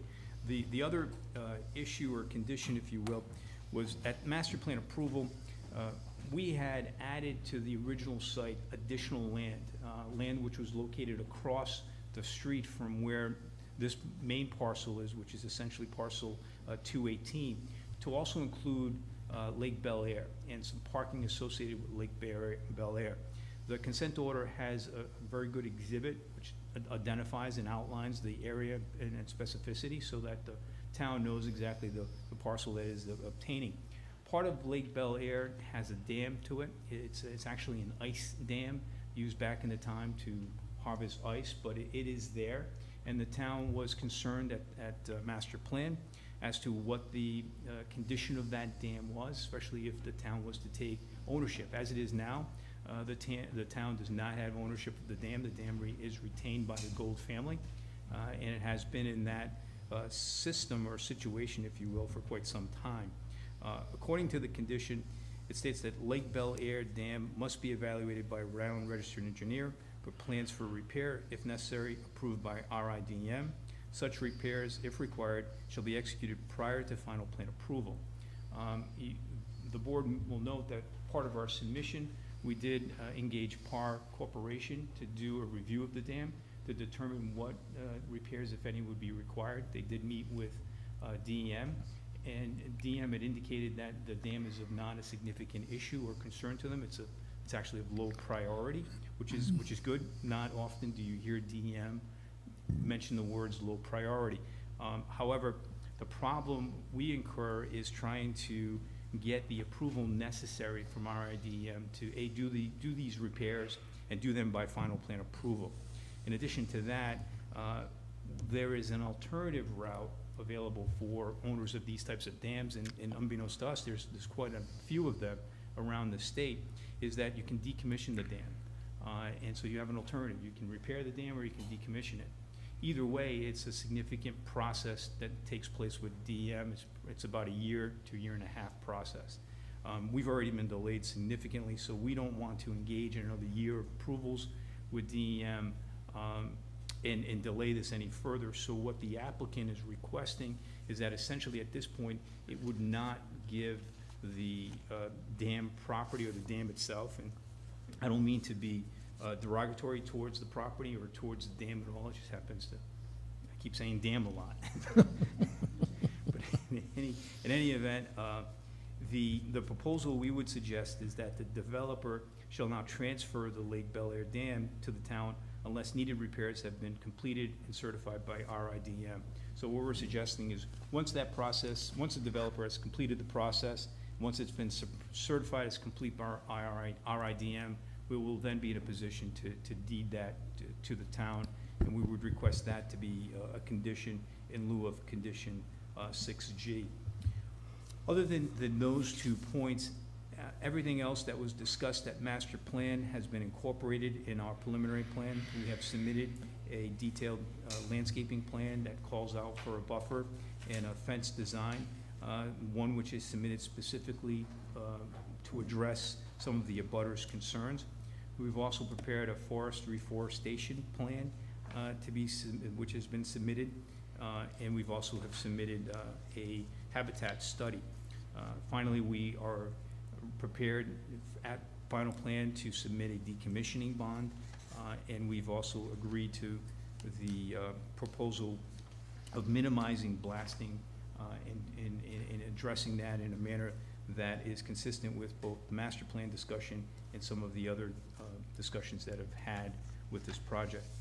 So with that, Mr. Chairman, what I'd like to do is I have Brianna Guay and Jenna Shea from Deprete Engineering who have gone through these plans and will walk the board through the final set of preliminary plans, which builds on what the master plan was initially proposed. Additionally, they will also discuss some of the intricate walkways and pathways that have been incorporated in the plan. One of the other discussions that we had at master plan was to ensure that this property, while under development and while completed, had a network of pathways that led to the pond over to the upper portion towards the Burrville section, and also incorporate some parking for Bel Air, and also would be tied into a bike path with DEM, and so all of that has been extensively discussed and prepared, and we've also submitted that to DEM. So I'm happy to say that this has been quite an undertaking, a very positive undertaking, and something different. I've yet to see a developer donate property to the town, but I think this was really in line with an agreement made by Mr. Del Vicario and the Gold family, specifically Mr. Gold, who really sought to preserve this and it was very important to him to do so, and I think we've accomplished that in many ways. So with that, unless the board has any questions of me, I'd like to turn it over to the engineers. To make it simple, I do recall there was a triangular piece of property that was. You'll see it in our plan. All right, so that will be addressed. And, oh yeah, and how, you'll see the. How we got around, because I remember that was. You have a very good memory, because the slide is exactly that. It's a red triangle. Yeah. It's a bizarre piece. It's located in the middle of the property. Yep. And it just. Well, because that was where we had, there had been a suggestion, I believe, from Mr. Porter to use some of the other acreage Yeah. to therefore honor the legal agreement, which says it was to be preserved in perpetuity. In essence, that's what we did. So what we did is we took the 127 acres, we carved out 34 acres of it to utilize as the area for development, moved it further away from where some of the pristine area is towards the lake, and then buffered it around it, maintained, created, reshifted the pathways that were there, and kind of honored. So out of the 127, Jen will also go through the amount of wetlands that are on the property. So there's some wetlands, and we've been sensitive to the wetlands. We've preserved the wetlands, but we've also made some pathways around the wetlands. And the wetlands themselves add to the uniqueness of the property. Right. There's also some area that has been clearly farmed, probably going back to the 1800s, and I think Mr. Keene can probably speak to that better than anyone.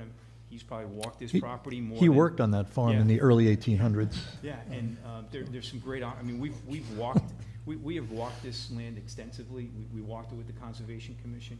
We walked it several times with town council members. Anyone who's been willing to walk it, we've done it. Mr. Delvacari and I have been out there several times, covered with ticks, by the way. Hopefully not wearing a suit. Well, on one occasion we did. One of the council members also wore a black suit during a time period where it was a bit hot. And I thought for sure we were going to lose his vote, but we did not.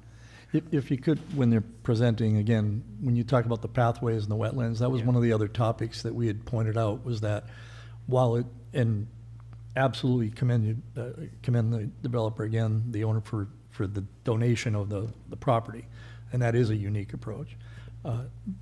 With that said, some of the properties there is not only wetlands, but it blocked any paths from getting to the hikeable land. That's So right. if they could address that as well, how that's been accommodated.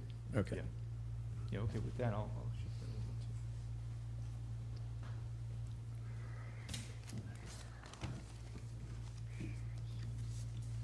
to. All right, perfect, we can leave this page up. Good evening, my name is Jenna Shea. I'm a project manager at Deprete Engineering, which is located at 2 Stafford Court in Cranston, Rhode Island. As Mr. Mancini just mentioned, I'm here to present the preliminary plan submission for the Douglas Solar Project. For some context of the project location, you can see we are located on Madity Road, which is just off of the Douglas Pike. And the proposed solar development is located entirely within North Smithfield with the Burrville town line, which is this blue one right here, right along the west of the property. The project site is zoned RA, which is rural agricultural, and is also located within the Water Supply Protection Overlay District, which was kept in mind when we did the plan and the design. The total site area is 124 acres, and only approximately 50 acres of which are being developed. So if we could go to sheet, sheet 7.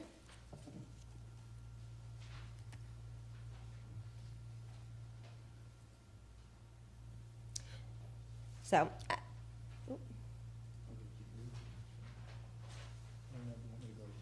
I just want to give you a visual of the conservation area. Okay, so there's the triangular piece right there.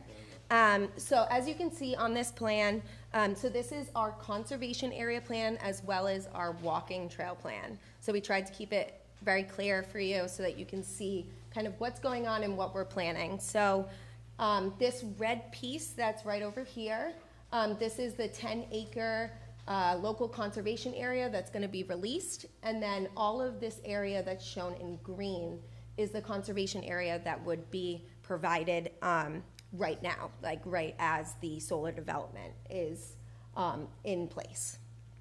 So if we could go to the existing conditions page on sheet 4. So on the property, there are numerous wetlands scattered throughout the property. They surround a large portion of the property. So As you'll see, there's the southwestern portion of the property, which slopes towards the surrounding on-site wetlands, and the northern and eastern portions of the site. Additionally, Rankin Brook, which is located right over here, runs south to north along the eastern edge of the proposed solar array area. And then there are also some multiple wetlands located within the northern and eastern portions of the site. All of the wetlands have been flagged by Dupree Engineering as shown on the plans. The property today consists of mainly wooded areas and is currently vacant, as well as a previous railroad bed, which is located along the southern edge of the property.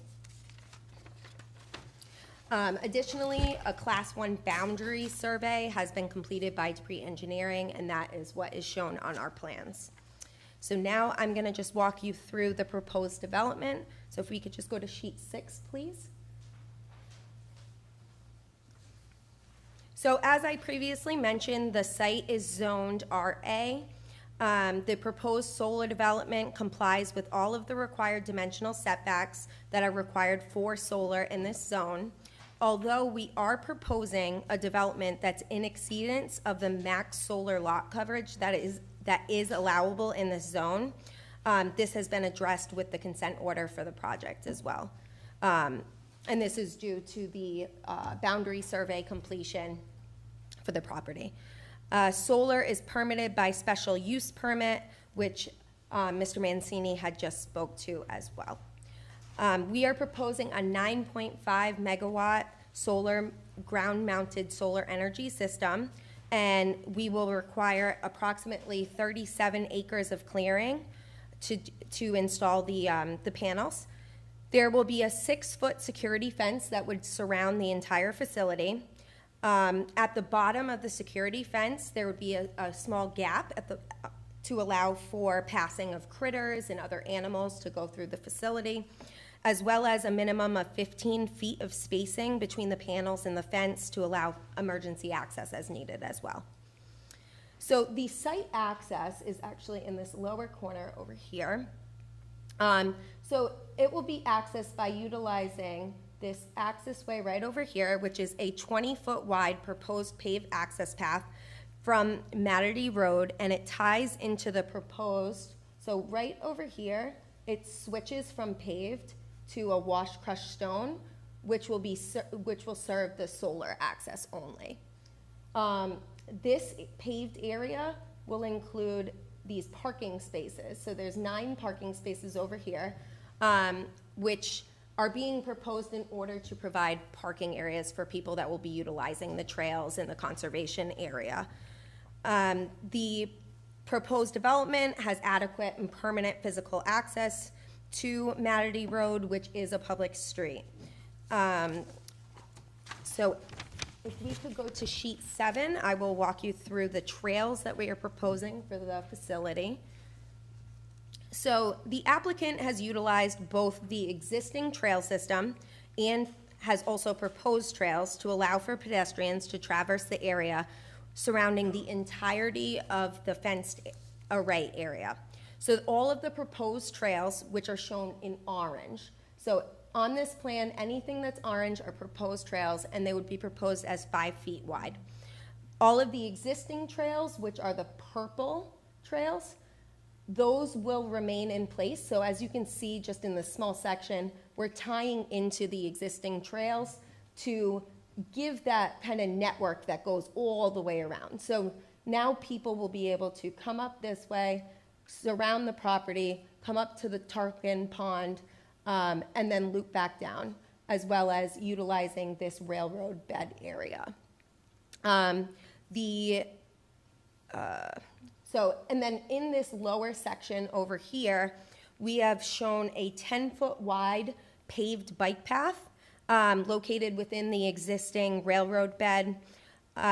We have shown these on the plans, and we're permitting them through RIDEM, but we do not plan to install this as we're installing the solar, but it's permitted as the option for the town if they'd like to install the bike path per the master plan conditions.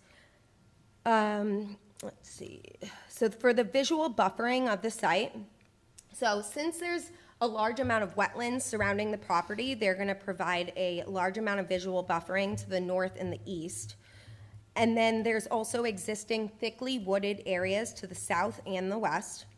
But in addition to the existing plantings that surround the property, a licensed landscape architect, Kevin Alverson, submitted a proposed landscaping plan for the project, which proposes additional supplemental plantings along the southern edge of the site, in addition to areas of existing vegetation to remain, as well as areas of selective cutting. So he got very specific down in the southern section, and he actually met with a lot of the abutters in that area to make sure that he was hearing their concerns and making sure that he took those into account when doing his design. In addition to the plantings that he is proposing on his landscaping plans, he's also proposing a visual fence buffering in this section right over here that includes a 7-foot-high privacy fence along the southern property line to provide buffering to AP10 lot 161. And then also he is proposing in this area over here a 3-foot-high split rail fence for AP10 lot 136 in order to alleviate their concerns with pedestrians coming onto their yard when they're using the conservation areas. So actually, I'm going to have you move pages to the grading plan, which might be either right before this one or right after it.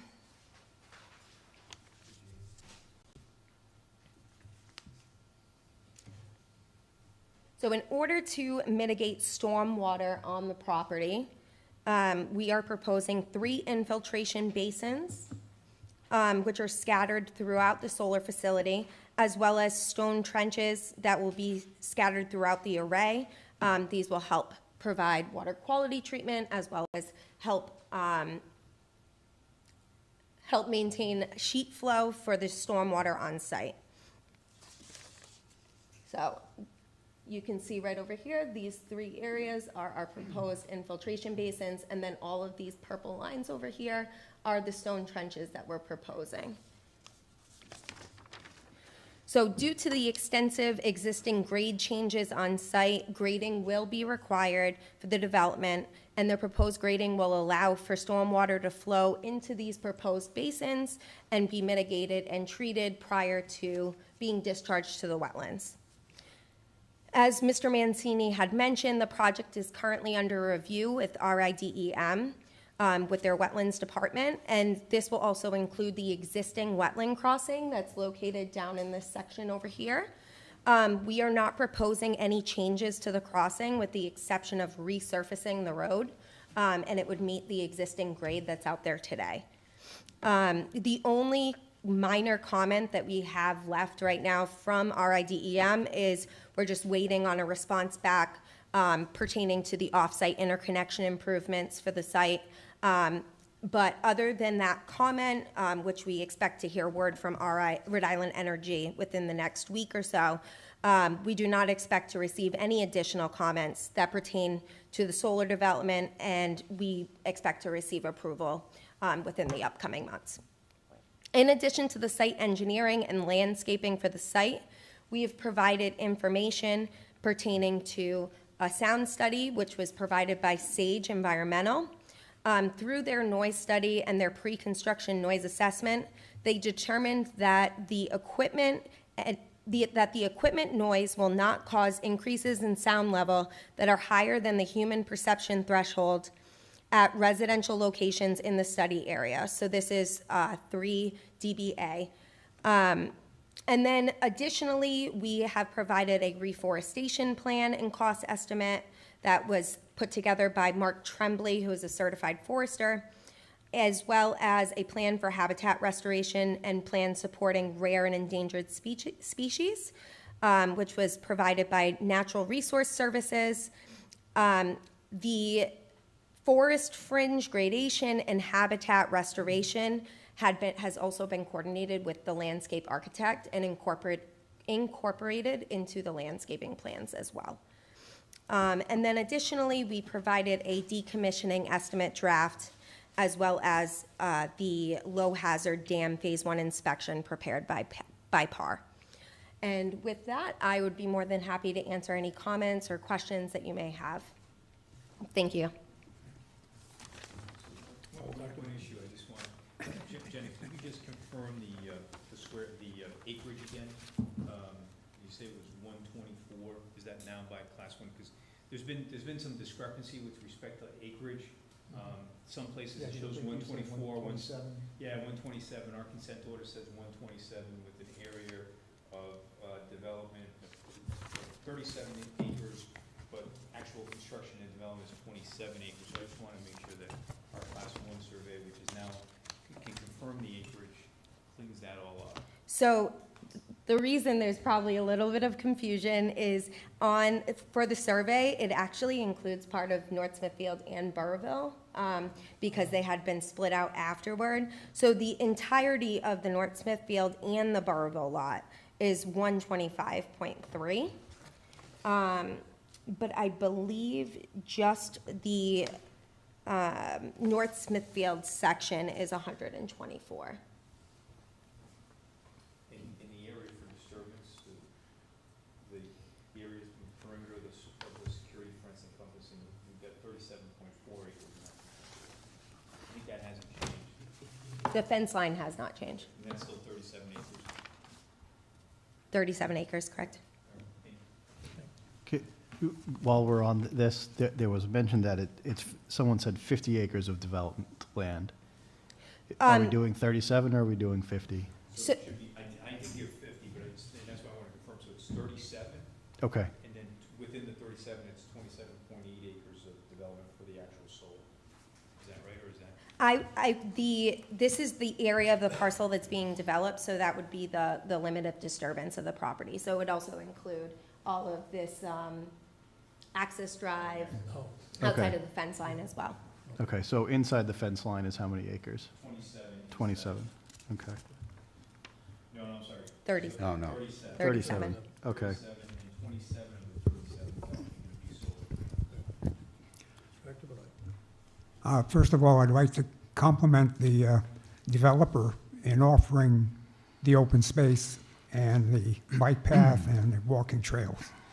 In regard to the walking trails, I think 5-foot width is inadequate, and for the simple reason that over time, the trees grow branches and obstruct the trail.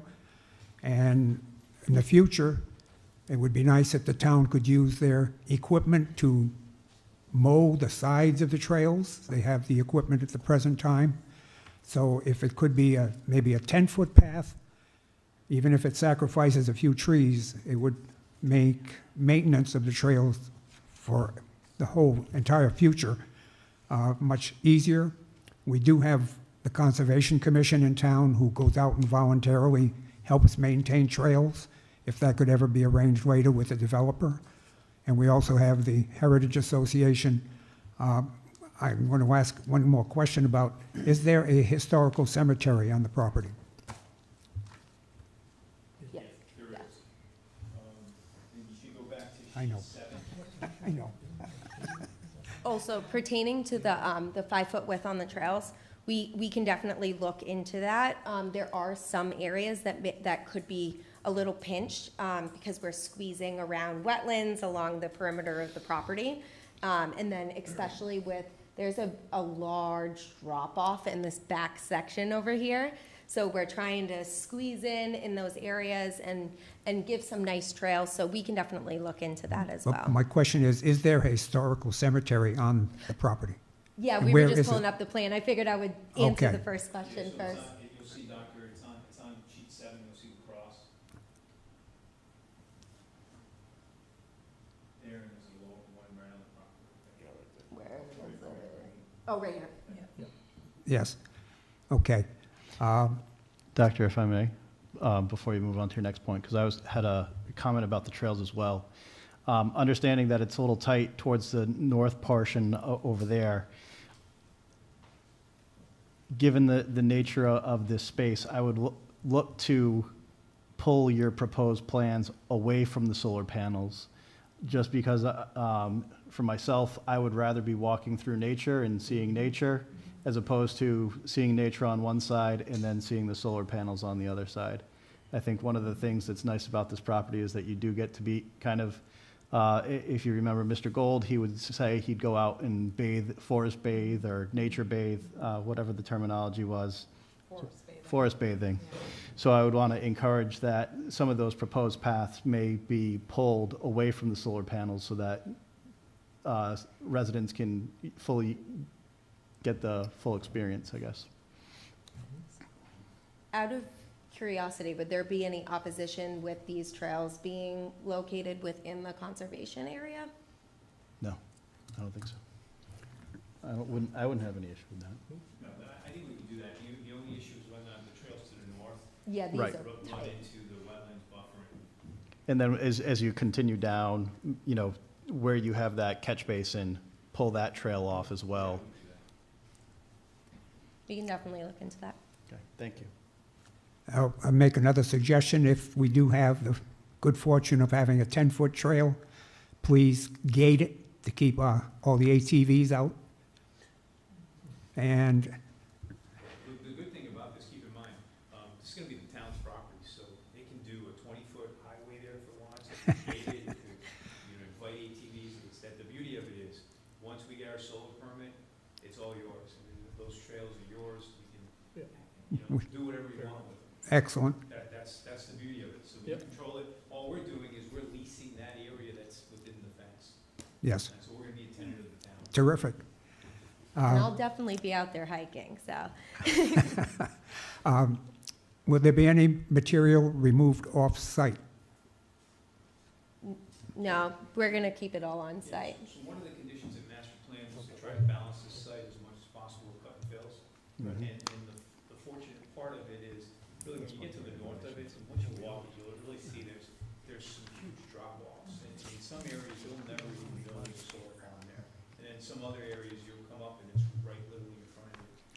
And so where we're gonna cut and where we're gonna be able to bring in and really fill in that stuff. The other thing about this property is it has some really good gravel and soils to it. So with that, we're gonna be able to really kind of use that material. There's an abundance of material there, and that offsets some of the construction costs, which enables us to do what we're able to do. I'm well aware, I'm a resident. To Mr. Manzini's point, we did a cut-fill balance analysis, and a large portion of what we're intending to do is there's large holes in the ground that are out there today, and pretty much we would be pushing the dirt to another location to make it a more usable space. Gravel had been extracted from that site about 30 years ago. Yes. Where the access road meets Manatee, there is a sizable incline on Manatee Road right at the exact railroad track location. I'm concerned about the speeding and safety and the line of sight for all concerned. I'd like to have some information or do something to attenuate that risk.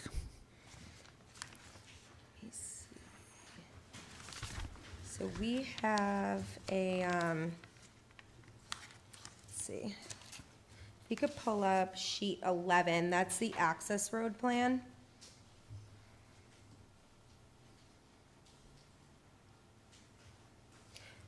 So outside of the 9 parking spaces that we have for the conservation area, the use of this road would be very minimal, especially for the solar facility. It would just be accessed a couple times a year for maintenance and such as needed. I'm more concerned with the public coming to walk and ride bikes.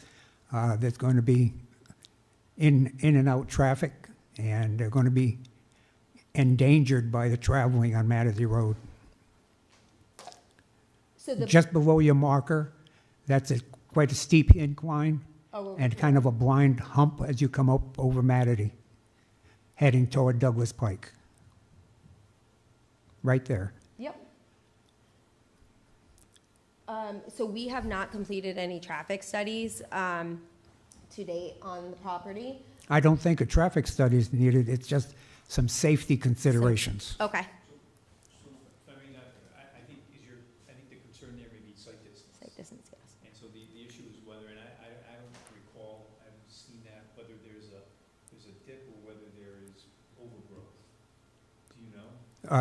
It's pretty clear, that's not my concern. Okay. My concern is when they're coming up this high over the hill, that there could be some collisions. So I see, I understand. So as you're coming out of the site, you're going up a hill. No, you're coming out of the site, you're level, but below you, there is quite a depression. Oh, so the cars are going up the hill. Correct. So they don't have. And they have no idea what's happening at the crest. Oh, okay. That's gonna be a tough one. Just something to be concerned with. What a caution light, a caution light that goes there. Yes. Put a caution light up. Well, Amber caution light. excuse me, sir, with all due respect, you have to identify yourself before you can interject. Mr. DeValchio? Yes. Pleased to have you here. I'm just, a point of order more than anything that technically, okay. We can look into warning signals and even like a mirror, like one of those That's turning exactly, mirrors. yes. A couple of those mirrors to make both parties aware. Yeah. We'll do that for a final look at what type of signaling we can do at that site that would mitigate that concern. That's a town road, not a state road. So, It's a pub- Matty is Public town road. road. So that would be controlled by the town. You know, if you try to, usually want to do those mirrors, but it happens to be a state road, then it's another. But again, as I mentioned earlier, once the town gets the property, it can, Right. it can police it however it thinks it's necessary. And that will be turned over as soon as you get your final approval for the, We get our solar permit. not complete of construction, just you get your solar permit. And could you also, for the enlightenment of our newer members on the board, tell us what the tax return will be to the town on the 9.5 megawatt? Sure, it's gonna test my math, but it's 5,000 per megawatt, so it's gonna be just short of 50,000 a year in taxes for it. Yes. And we all get free energy? Still, the car is willing to throw in a traffic signal, we can always ask him, seems to be charitable. Yes, indeed. Can I, yeah, I just had a question. You know, knowing how flammable solar panels are and, you know, the vegetation surrounding it and residential, I know that there's 2 water sources. Are those accessible water sources for fire mitigation? Or, you know, what sort of fire mitigation planning has been done within this?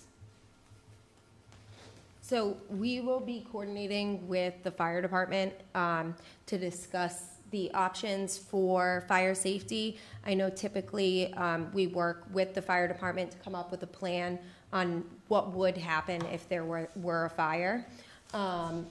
I know typically the fire department actually usually just stops at the gate.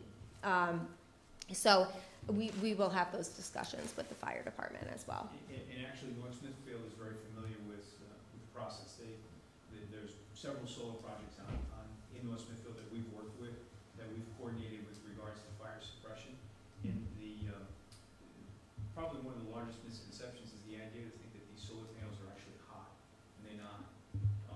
The technology in this is to do the opposite. It's not to give off heat, but it's to accept it and convert it into electricity when you run it through the wire. So they're cool. But there is it's electrical, so there's always a probability of fire. And usually the way the departments and municipalities handle it is through a suppression system as opposed to water. The electrical fire can be very difficult to put out by way of water.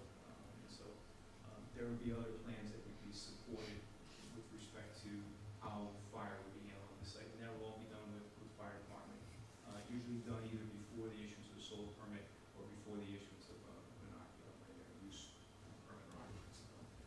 Great, thank you. One more question, just for our education. Are there any dangerous emissions from solar panels? So I am not I do the engineering of the grading and everything, so, but based off of my knowledge, there is not. Mr. Mancini, can you add to that? Although I'm not an expert, I've done plenty of these, and we actually had not too long ago in North Smithfield, we had an extensive proposal before the town council, and there was a lot of concern as to if these solar panels were toxic. And I think that at that point, Mr. DePasquale from Green Development either bid a solar panel or ate a solar panel, or he did something with a solar panel, and to this day, he's still, he's not probably 100% normal, but he's still somewhat normal. But really, if you Google it, there's like in everything, there's multiple publications, one side and the other. But these panels are made to. If they're sealed and they don't give off emissions. And there's no oils. But if they are broken, they have toxic material in them. Yeah, they're not something you can put into a recycle bin kind of. Right. Yes, they have to be disposed of properly, but that's their job of decommissioning. Right. Right. And they are, there's a maintenance plan, there's an operation maintenance plan, which we submit, I think, at the time of the issuance of the solar permit, as to how often we review the panels, how often we maintain the panels. They are alarmed, so if there is a hailstorm, for example, that breaks the panels, we're out there quickly to replace those panels to ensure that there's no leakage. Right. There's no oils in the plant, the solar panels.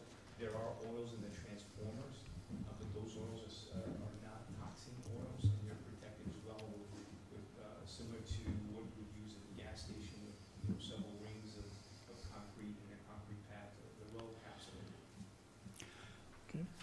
Will there be a routine cleaning of the panels? If so, how is that done? No, there None, okay. The panels are essentially self-clean. When it rains, when it snows, again, the only time we would be out there is if there is an issue with respect to broken panel, if there's a tree limb that's fallen on a panel, if there's debris that's in the site. Otherwise, they're pretty much self-sufficient. One more question. What is the ground cover going to be in and around the panels? The ground cover will be grass. It'll Just be grass. Ordinary grass? Don't No- we, It will be, It's a pollinator mix. I was gonna say, The pollinator that would have been mix. stipulated at master plan, yeah. That's right, yeah, and it's what we've used in other Yep. projects, so It's- it incorporates a different type of habitat. Low growth, I assume. Low growth, Low correct. maintenance, but it's a flowery mix, they call it pollinator. Thank you. Okay. Anybody else? Go ahead. thank you. I do have a question about stormwater runoff. We have some projects that have gone on in town, and with the 100-year storms becoming more frequent, we have been finding that neighbors are receiving excessive amounts of stormwater. So I'd like to hear a little bit more if there's going to be any, I know you've identified your best practices, but I'd like to see some additional stormwater management systems, particularly to the neighbors and to the wetlands, because with all this ground clearing of trees, we find that the soils are eroding a lot faster. So I'd like to make sure that erosion stays on site and out of the wetlands and out of the neighbors' properties. So to your point, the 3 BMPs, the infiltration basins that we're proposing on site, will all be discharging to a wetland area, so they will not be discharging towards a residential property. And they all have been designed and reviewed by RIDEM to ensure that we're not proposing an increase or affecting the downstream area. Okay. I just get concerned based on some of our past projects that, neighbors have been complaining about additional stormwater runoff, basements flooding. So I want to make sure that this project is ensuring that those neighbors that are around this project here are not receiving the additional stormwater that flows off site. And also, the stone infiltration trenches that we have on the site, we don't actually incorporate them into the model, so they're more conservative. And they help a lot with maintaining the sheet flow and helping eliminate the water from channelizing on the property. Great. Okay. Mr. Chairman, one. I'm concerned about the water quality of Lake Bel Air. Many of the houses in close proximity were built as much as 50 years ago, and some of the septic systems might not be current. I wonder if a water quality test could be done to see if we have any bacterial contamination of the water, Of Lake Belair. Lake Bel Air, before the town acquires it. Department of Health or whatever. Are you okay with that? Yeah. Okay. Very good. Very good. Right. Thank you. So Lake Bel Air, I think, is a man-made pond. Yes, it is. Mhm. So and I'm not sure if DEM or the towns in any way stocks that. No. They do not. Okay, so that should be good. All right. It was made specific, the pond was created so they could create ice. Yeah, Right. And the ice was used for the big piggery that was, and Right. that's another question. There we go. Would the piggery be within view of any of the trails, the remaining walls of the piggery? They would be. If you go back to the trail site, you'll see there's some open field areas, and along the railroad bed, you'll see that right here. But as you've mentioned, once a town acquires it, the town can make a trail and go see that. Yeah, but I think you do actually see it. From the right. There's a trail that goes right there, yes. Yeah. To the left. Yeah. It's actually very interesting. Right here, you first kind of walk in and walk your way up. Yeah, so it's, And there's a big field right there that's all open area. is that inside the fenced area? It's outside the fence area. Oh, okay, so The- it's still the fence- accessible? Oh, Yeah, yeah, okay. We're not touching that. Yeah, the Right. fence line is right over here. Yeah, okay. While we're talking about the historic areas, I would also, and I'm probably just jaded from other past projects, I would like to make sure that with the construction that goes on in this, that they are clearly delineated for the construction crew, because we have had historic areas be destroyed by construction crews because they weren't marked off. So if we could make sure that during construction, there's temporary fencing put up around it, that would be greatly appreciated. We can add that to the soil erosion plan. Perfect, thank you. And also, I would just like to point out that the archaeological areas are up in this section that we don't plan to disturb anyway. And then we also reached out to RIHPHC to confirm that there isn't a defined radius that we need to stay out of for those. Good, great. Okay, I have one question if everybody else is done. And this No. one may be more for the solicitor. And it's, again, apparent, I believe at this point it's just for educational, with having been through all the meetings on this project. So the magic red triangle, which had an agreement on it that stated it was never to be developed in perpetuity. Last I knew, that meant forever. It seems like North Smithfield has redefined that to mean or 32 years, whichever comes first. So I'm just wondering how that got to be, Because that agreement. got to be a great. That was an agreement between the owner and the town. So the two parties. Oh, it was not entered part of the deed? It was not a conservation agreement. Okay. To DEM. It was a conservation agreement for whatever reason, which is very bizarre, between the town and the owner only. So if the town had acquired the property, for example? No, the They've been- reason why, the parties to the agreement Yeah. made the agreement, they can change the agreement. Right. DEM was not a party to the agreement. gotcha. This wasn't a conservation agreement. Usually conservation Okay. agreements are, DEM is a party, and they put you conservation Right. agreement, and DEM gives money, and says, we've given you money, you can never change that land. Right. No money was exchanged here Gotcha. with Okay. DEM. That explains it. Yeah, if I can add to that, it's interesting because you're right. In most instances, you would see a conservation deed recorded. Right. In the land evidence records, and what was recorded instead was a conservation easement by way of an contract Mhm. between the town and the Gold family. And therefore, the town can, Right, so now we have two parties, and the two parties have the ability to release themselves from the obligations of the agreement, but still maintaining the spirit of the agreement because you're going into conservation of the other areas. right. Um, So I've, one other question, in fact, something that you mentioned very early on.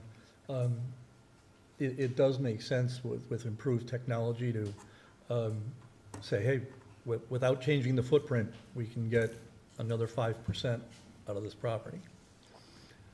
The other option is that you can reduce it by 5% and stay within the original stipulation we put, which would free up technically, 5% of the land further. Look, there's no question we could go the other way, but the issue is a simple dollars and cents. Well, I can understand why you want to do it. Well, yeah, right, but, the issue is, again, it's dollars and cents. I mean, we need to recoup some of the Mhm. lost time and the expense of the construction. Because what this was budgeted for to be constructed in 2020 is only a Right. fraction Yeah, of what prices needs to have be changed. constructed in 2025, 2026. So it doesn't offset it, but it certainly helps a bit. Right. And to the town's perspective, they add an extra 3,500 to their coffers annually for the next 30 years Yeah. for no reason.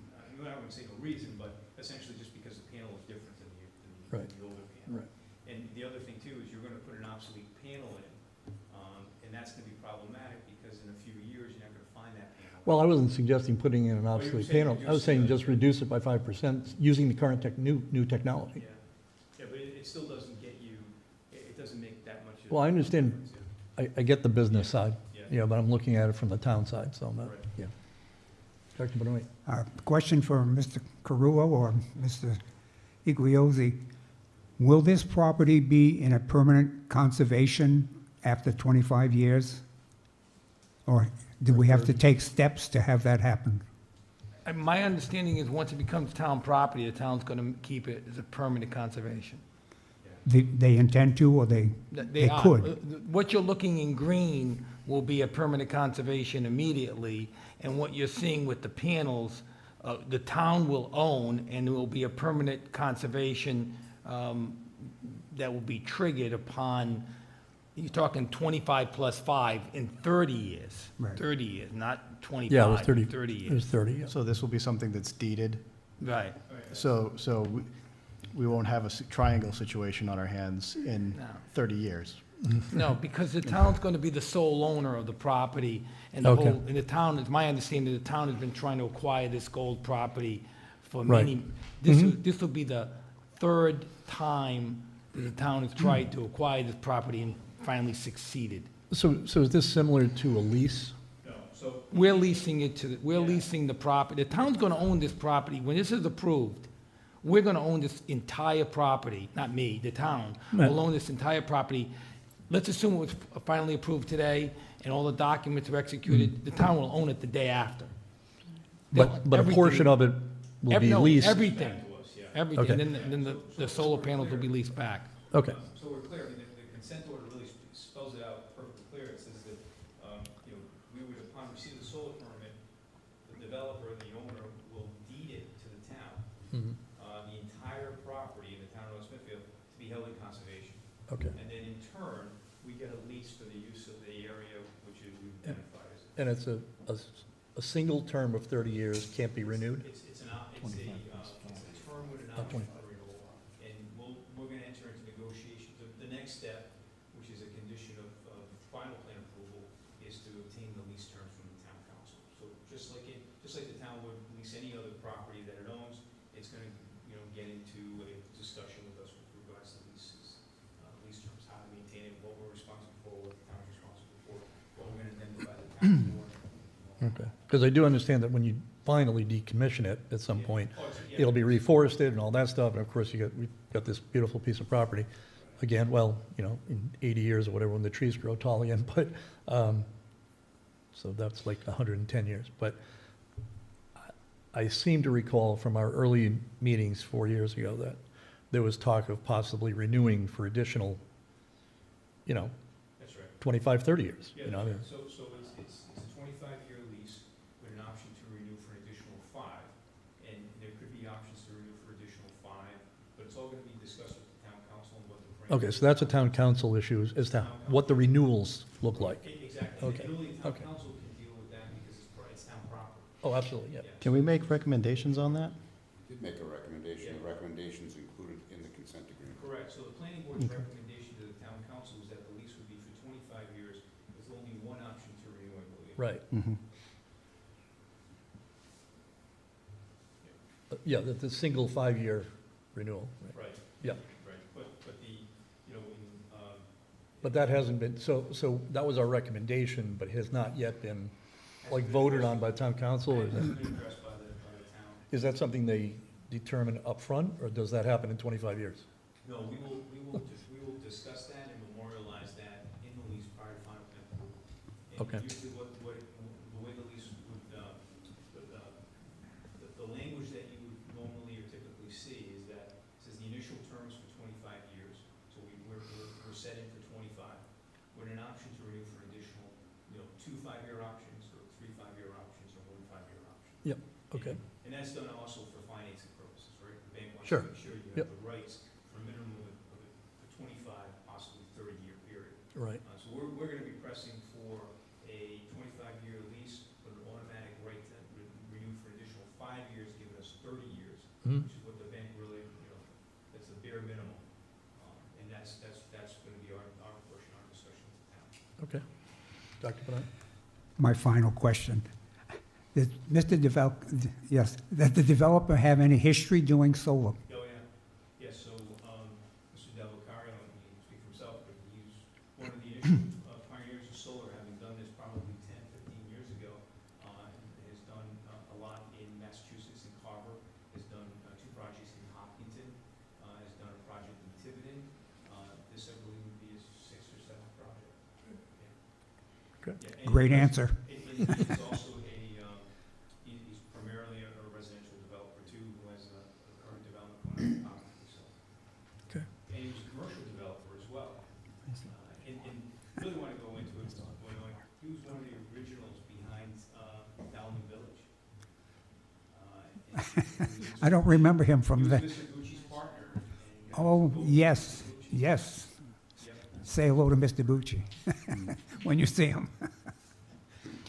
Mr. Porter? Yeah, with the reforestry at the end of the 30 years, and I know that we've been talking that the property becomes totally the town's, is that going to be the town's responsibility, or will that be the applicant's responsibility to do? Right. Well, the decommissioning bond, yes, but then the reforestation, it's going to be included? Okay. So that's taken care of? Okay. And included within the reforestation plan that Mark Tremblay put together, there's a budget estimate in there as well. Okay. And that includes escalation? Yes. Yes. He Okay. actually, it was what was previously submitted, and then he amended it with the updated inflation rates. Okay. I'm just thinking ahead because in 30 years, my son's going to be my age, so I want to make sure when he's sitting here, he doesn't have to worry about that sort of thing. One other request that I'd like to also see is that with all of these trails, you guys obviously have them mapped out, that I think it would be helpful to put up trail signage. If at the parking area, you give like, here's the gold property, here's the trails that you're on, so then that way people can be able to use those signage as wayfinding, not be able to get lost. I know we've done some really nice signage with the National Park Service around Slatersville to kind of identify some of the historic areas, so even if we have a signage about the piggery, I bet you Mr. Keene has plenty of stories to give you the history about that. So if there could be that inclusion of signage, wayfinding, just for education of the property and for the benefit of the town, that would be greatly appreciated as well.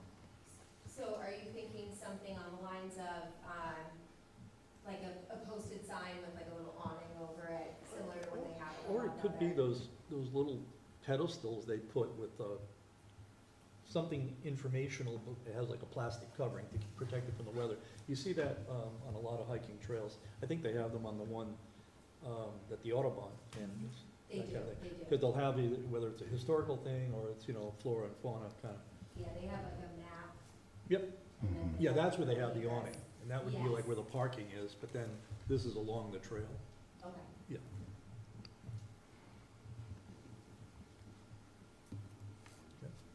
And then one other question I did have, because I'm still 4 years later trying to figure out the delineation with wetlands. I know we have some pathways through it. How much acreage is the wetlands that you're showing here that's going to be given back over to the town? Do you have that area by chance?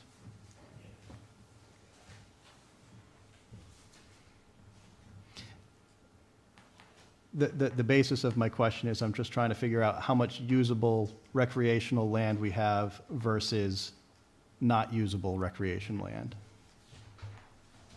If I may interject, the wildlife loves wetlands.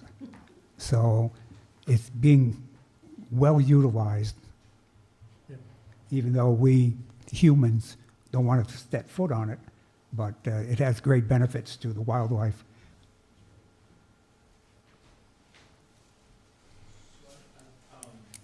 I have to double check, because there was a plan that we had submitted at master plan, and I'm not sure if it's been updated, where we show the percentage. So if you look at sheet 7, you'll see that the area that's kind of the immediate conservation area is about 76.2 acres. And then we did have a delineation of that master plan, which wrote the percentage of what the percentage of that acreage was with respect to wetlands. But a master plan, if I remember, I think master plan, we actually had 50 some odd acres of immediate conservation, and I think about half of it was wetlands and half of it was uplands. So this is more acreage, but I probably would bet the percentage is about the same, 50/50. Okay, thank you. You can kind of see where the wetlands kind of run through it, kind of splits that property.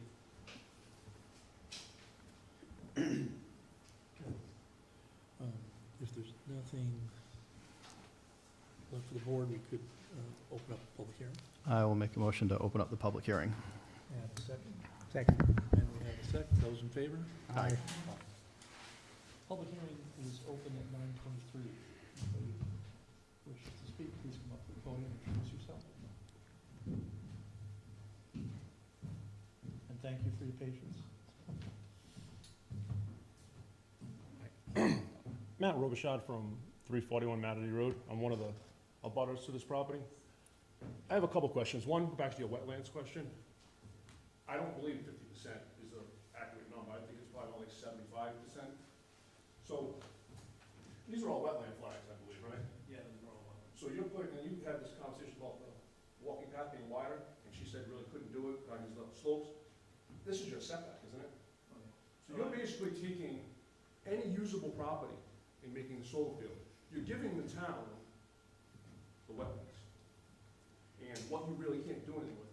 Because we have a wetlands over here, so you have your setback to there. So you're not gonna do anything that's not feasible. So most of the land really is wetlands. This whole area is all wet. So I don't, that figure seems off. That's, the 50% doesn't seem correct to me at all. Yeah, sure, certainly. So I don't think you're off. So if you see this light, this darker shade, that's all wetlands, and I agree, that's off limits. This is all uplands. It's all within your footprint going down. If you move that. This is wet, this is all wet here. That's all wet. This is all wet here. So it's just, so this is your flag, and what's a 30-foot setback? No, it's probably 50, it's a 50-foot setback. So this is your 50-foot setback. Yeah. And that's why the blue line is your old trails, you're fine keeping those. Yeah. Your new, that's why you're hunting against the We don't fence. have any trails here now. I mean, no one's using this area. No, well, there is, there's trails going through this area that you're putting solar. And that's why you're relocating, that was something you guys had talked about. We moved that around, and so you have all of this area here that's all upland. And then you have the most importantly, this is really the gem of the property. If you scroll that down. In terms of the trails, though, and I think the point Mr. Porter made about having the trails along the fence is a good one. But the setback rule is really for the fence. And it's not for the trail. The trail could be moved, the trail could be moved off, and that's the recommendation, so that it becomes a wooded walk instead of half a wooded walk, you know? Correct, and the only hindrance or obstacle, if you can scroll that down. No, I'm sorry. Jeez.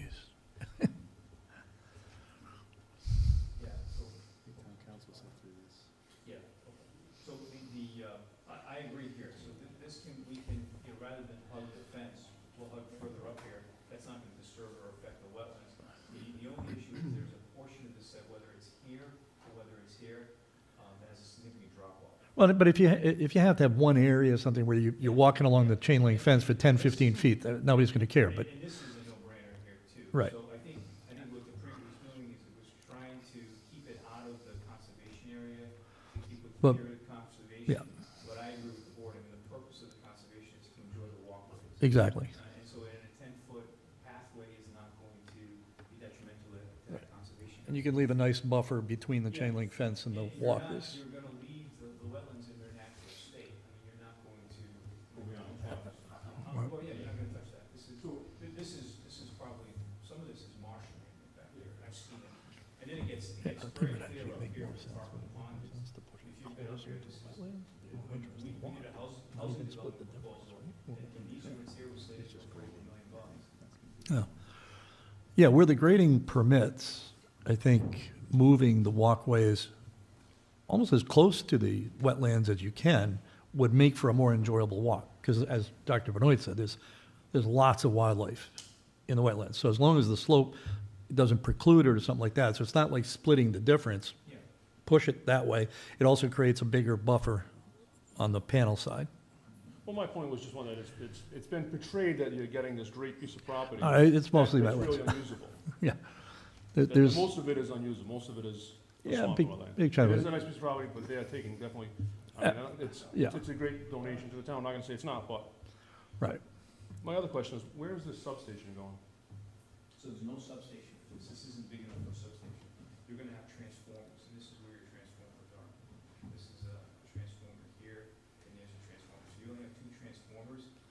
Because of the size of this, we don't need a substation. Right. And there's gonna be an underground connection going down Mattingly, so. An underground protection going down Mattingly or to Mattingly? Two Mattingly. To Mattingly. Two Mattingly, and then there's already. Down the paved road that you're putting in. Right, so we are road, right here. And then you can show the connection. Yeah. So there's actually an off-site interconnection plan that we had submitted to DEM as well. So the project would go down Douglas Pike, and it would connect into the Nasonville substation. Oh, And it's there's actually going to connect into Nasonville. Nasonville. Oh, that's the closest one project, so, yeah.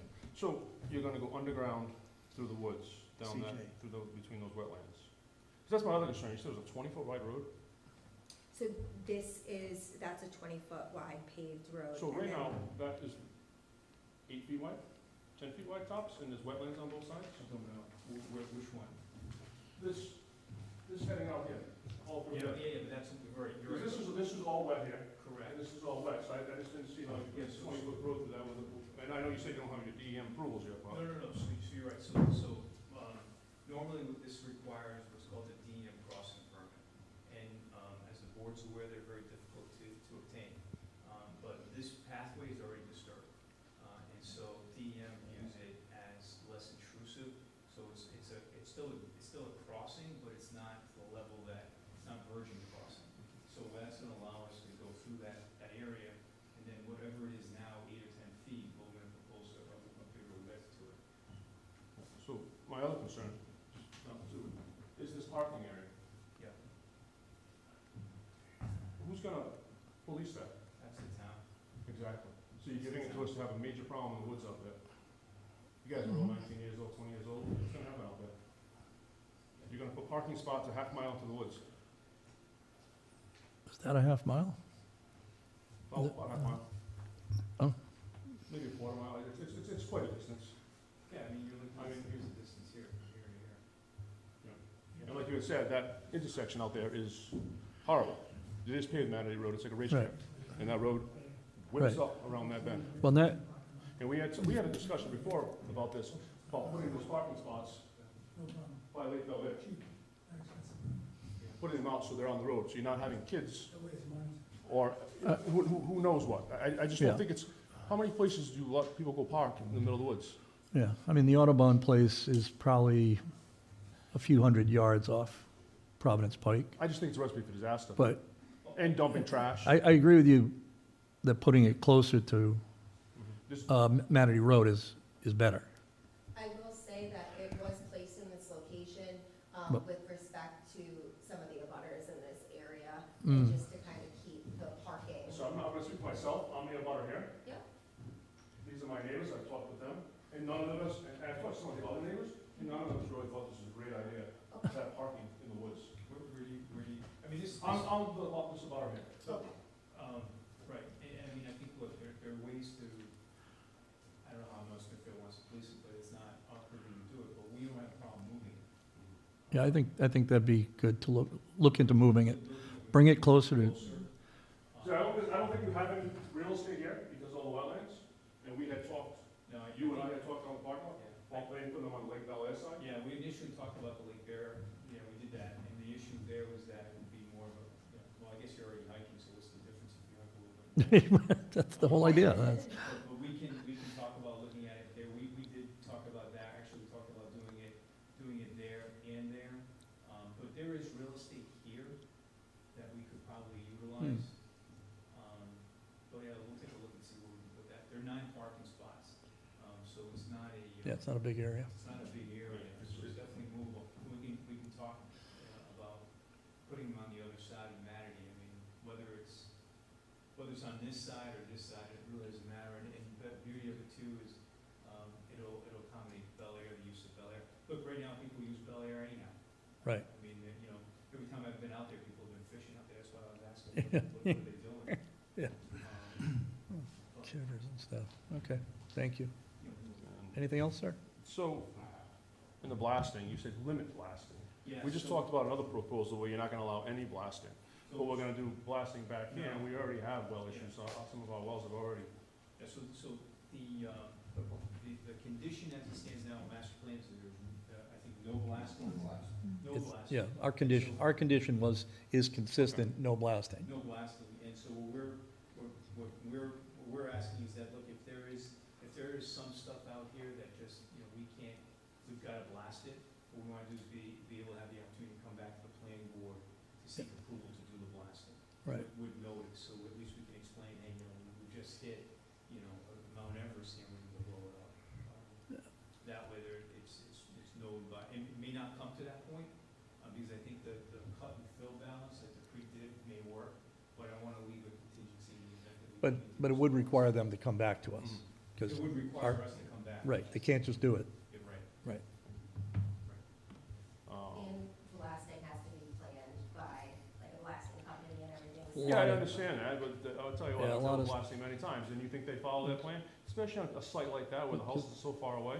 Well, that's why, as a board, we're not fans of blasting No. in North Smithfield. In North Oh. Smithfield, I mean, I can They say. shake my house in material sand and stone Oh, every, I believe it. and I'm quite a distance away. Yeah, and I can say, North Smithfield has a very extensive blasting ordinance. Yeah. A lot of towns don't, and you're right, a lot of people do blasting, we use mats. Well, I don't care about the mats, it's what's happening down on the ground to our aquifer. You do, depending where the distance is, Yeah. because the mats absorb that blow, and, Yeah, there's a lot of things that are bad about it. Yeah, I've seen it done to some serious cracking damages to foundations. Right. And, I don't know if you can tell me what this line here is, across my property. So this, I have a question about this walking trail here. This is actually on my land. That trail, That's where you set up your lemonade stand, it's actually on my property. right? You set up a lemonade stand there, $5 a cup on a hot day. Come on. So, because we had talked about maybe, I don't know, this one, I guess, but I just, what is that line on top of that? Looks like That's a limited disturbance. On the whole, yeah. It's the landscape. It's Oh, it's for the landscape, landscaping. that's right, yeah, So so that's the for the- proposed landscaping. For the fencing and the landscaping, so it's just a limited disturbance line. Yep. And I don't know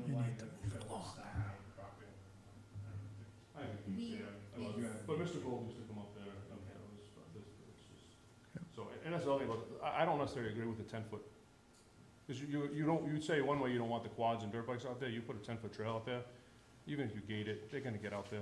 Yeah, makes it easier for I know it's a nice idea to have the town go in there and maintain them with the brush mowers, but it's, Yeah, do you? I mean, we have plenty of dirt bike traffic across the You street. said, and that's, either way, I mean, that's gonna be That's a town decision that you will follow. Well, no, it's gonna be a town decision that the town's gonna implement. So we're gonna design this, we're gonna implement it, and if the town wants to make it wider or shorter or bigger, they'll own it. The day after we get our solar permit, they'll own this, so however they Right. wanna police it. That's my So it's only gonna be up to the concern Okay. for the next 30 years. Yeah, no, I don't blame you. I mean, look, you do a 10-foot trail in here, you're inviting a highway of ATVs.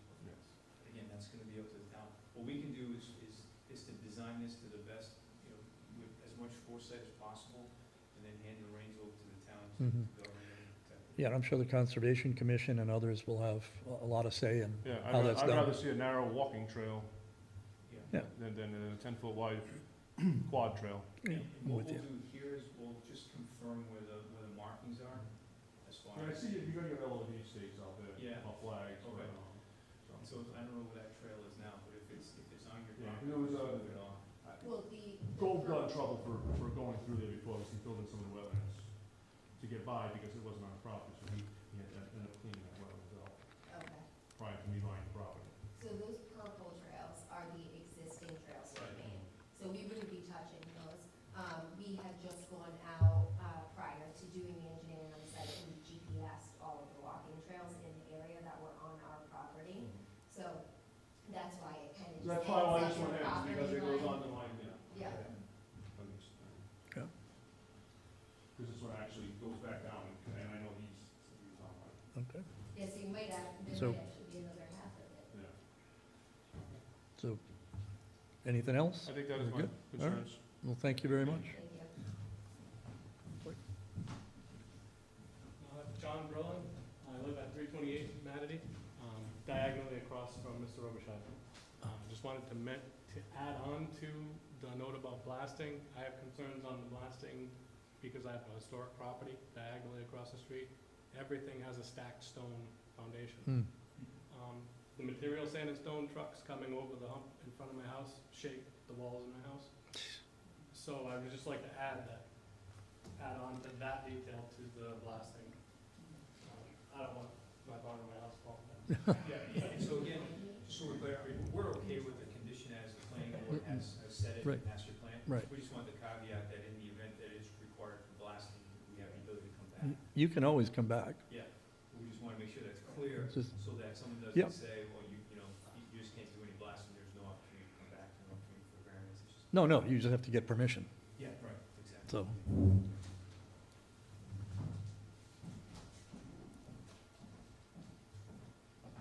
Hi, I'm Joan Bissett. I live at 354 Matity Road. I'm directly across the street from this. So I didn't expect to talk about the blasting, but I've lived there for 45 years, and when they built Matity Estates, we were concerned about the blasting. We went to the town council meeting, and they had to put seismographs on my property to protect my well while they blasted. And the seismographs proved, and it protected you guys, that they didn't do any damage and it wasn't over what you would allow. So I can make that suggestion, that if you do have to blast, there's some kind of a measurement for it. Yep. As far as this long, wonderful, wide road, I don't know why, but North Smithfield is a magnet for ATVs.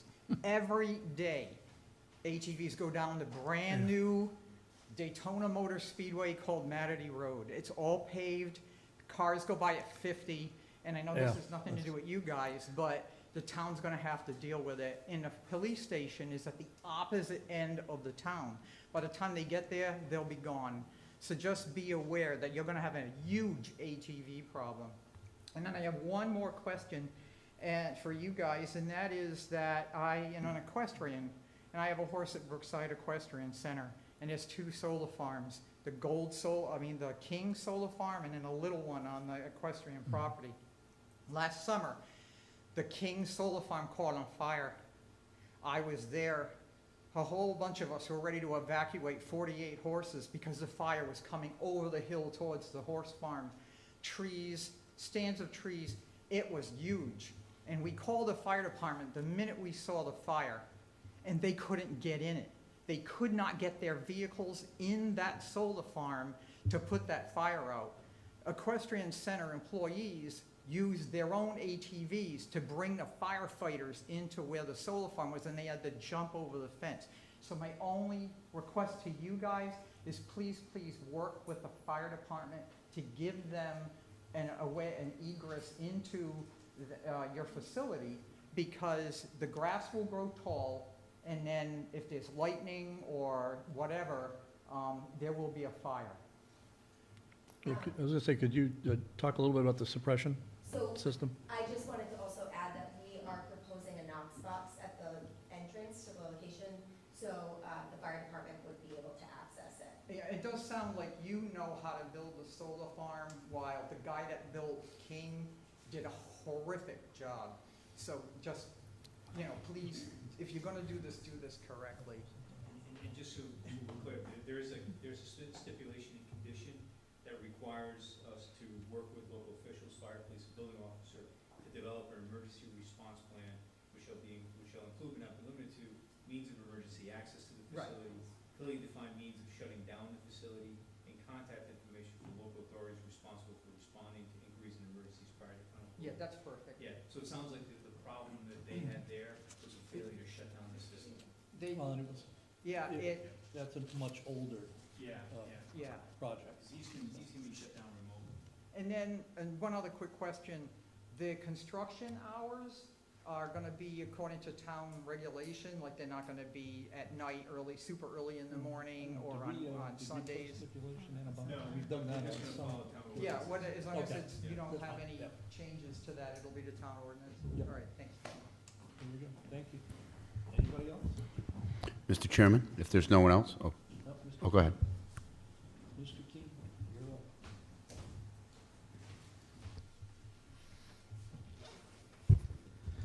Good evening. I'm Rich Keene, 7 Bamford Street. I'm the president of the North Smithfield Heritage Association. Because of the project's uniqueness, we've been in favor of this project since the beginning. You've heard a lot of the historical aspects of the property. One thing that hasn't been mentioned tonight is the extent of the rail bed. Not only does it run what you can see in this map, but it continues across Manatee Road and past Lake Belair out to Douglas Pike, and then it crosses Douglas Pike, and it continues east and south towards Black Plain Road. That section that belongs to Mr. Gold right now, or the Gold family, will, I understand, be deeded along with the rest of the property to the town of North Smithfield. That rail bed facilitates public access to the Nipsachuk National Battlefield. So for the first time, the public in North Smithfield will be able to not freely roam, because we'll be restricted to the rail bed, but we'll be taken right into the heart of the battlefield. So that's, we think that's a huge benefit to the town, and very excited about that prospect becoming a reality. I'm not going to get into the other aspects unless you have questions, but that swinery, when it was in operation, was the largest one in the state of Rhode Island. There was also a rail station next to the swinery. Some remnants of that station are still in place. We've actually got a photo of the old swinery with Mr. Augustus Fields, who was the owner at the time. This is we feel it's going to be a sacrifice for 25 years for the 30 acres that they're building on, but strategically speaking, this is a great win for the town. It'll be when the solar array is gone and it's reforested, this will be the biggest public conservation area in town. Yep. So the Audubon Society is bigger, but it's privately owned. Right. So for all of these reasons, we're. So, Mr. Keene, in terms of these several historical things that you just mentioned, there's an opportunity. It sounds like there's an opportunity here to work with the developer to help give those trails more than just being a nice walk in the woods, and absolutely. Maybe have that area with the the awning and the the photo of the old swinery and all that kind of stuff. I mean, that's and being a railroad buff myself, from my dad, it's anything that can be done to teach people that, and well, this is not on the property, but the access to the battlefield is amazing. Yeah. So No, would be happy to work with you on any Wayfair signs or kiosks or whatever. Right. Sure, that'd be great. Yeah, And as far as the wetlands goes, that arguably wetlands are more valuable than uplands because of the diversity of wildlife and flora that can exist there. So it's a big win for the town and from our perspective. Great. Thank you, Mr. Keene. Okay. And with that, Mr. Chairman, the planning department received a letter via email at 4:46 this afternoon from a budding resident at Chris Simpkins at 409 Matterly. And I would like to read that into the record on his behalf, as he can't attend the meeting. Please do. So it says, as a direct abutter of the Douglas Solar Project, I am writing once again on behalf of my family to express our disapproval of this project. Our property at 409 Matterly Road is situated in a shallow valley. It will soon be flanked by two major commercial solar developments, Broadcast Hill Estates directly across the street to the south, and Douglas Solar in the forest behind our house to the north. We are already experiencing increased flooding during rainstorms due to runoff from the northern side. We are extremely concerned that the additional clear cutting of the Douglas Solar project off the southern end of our property, particularly in the 10 acres of previously designated conservation land directly abutting our property, will cause irreversible erosion to our land and damage our home. Below is a recent video, which we can't show because it was emailed to me. The extent of the flooding occurring with runoff to the south as heavier rains. I can't begin to imagine how much worse it will get if the forest to the north is altered in a significant way as part of the Douglas Solar Project, with the nearest solar panels to be just 350 feet from our house. For the future security of our property, we ask the Planning Board to consider the implications of this project very carefully. If the decision is made to move forward, we ask that additional stipulations and controls be included to control water runoff and prevent this project from exacerbating the problem. Thank you. That property abuts, you can see it, it's an odd-shaped property to the left along the Burrillville line. I don't know if the engineer wants to address that, but if you look at the topo maps for the area, it's a property where that railroad bed is going through is a high point, and the topography for the property where the solar is actually heading towards the wetland into a retention basin on the bottom. I don't know if the engineer wants to address that or not, but it would be unlikely that water would actually flow against the topography and back into the property. Yeah, in this diagram, water basically flows from left to right, correct? Yeah, away from. Exactly. Yep.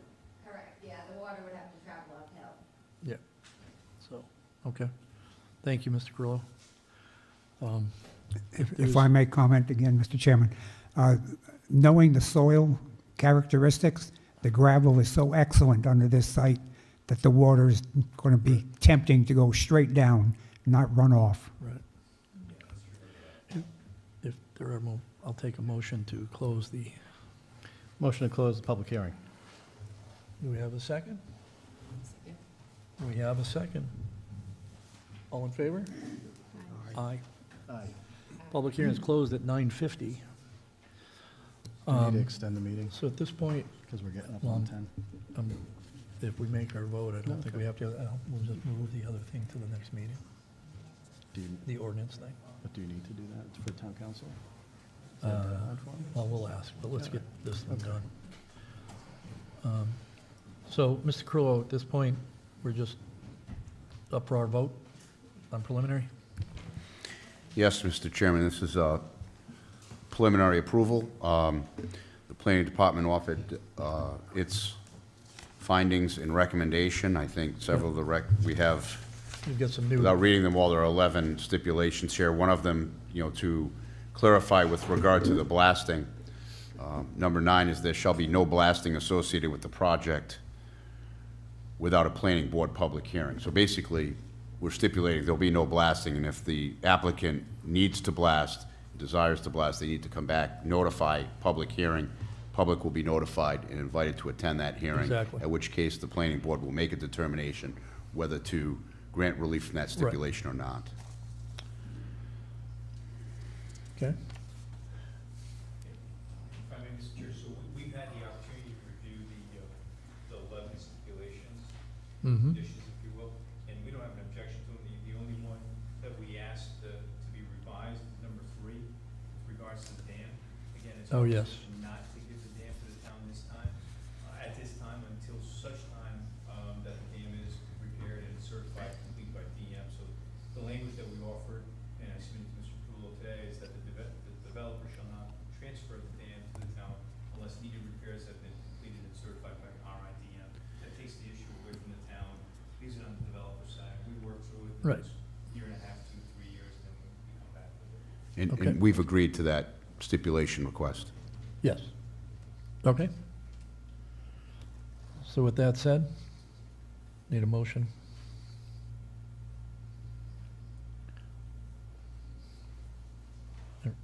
You're not in the mood to give a motion? Dr. Benoit. I'll make a motion You've to been very approve vocal. the preliminary plan for, what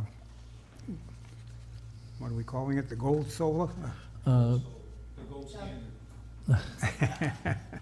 No, it's Douglas For the Solar. 9.5 megawatt, with the following stipulations.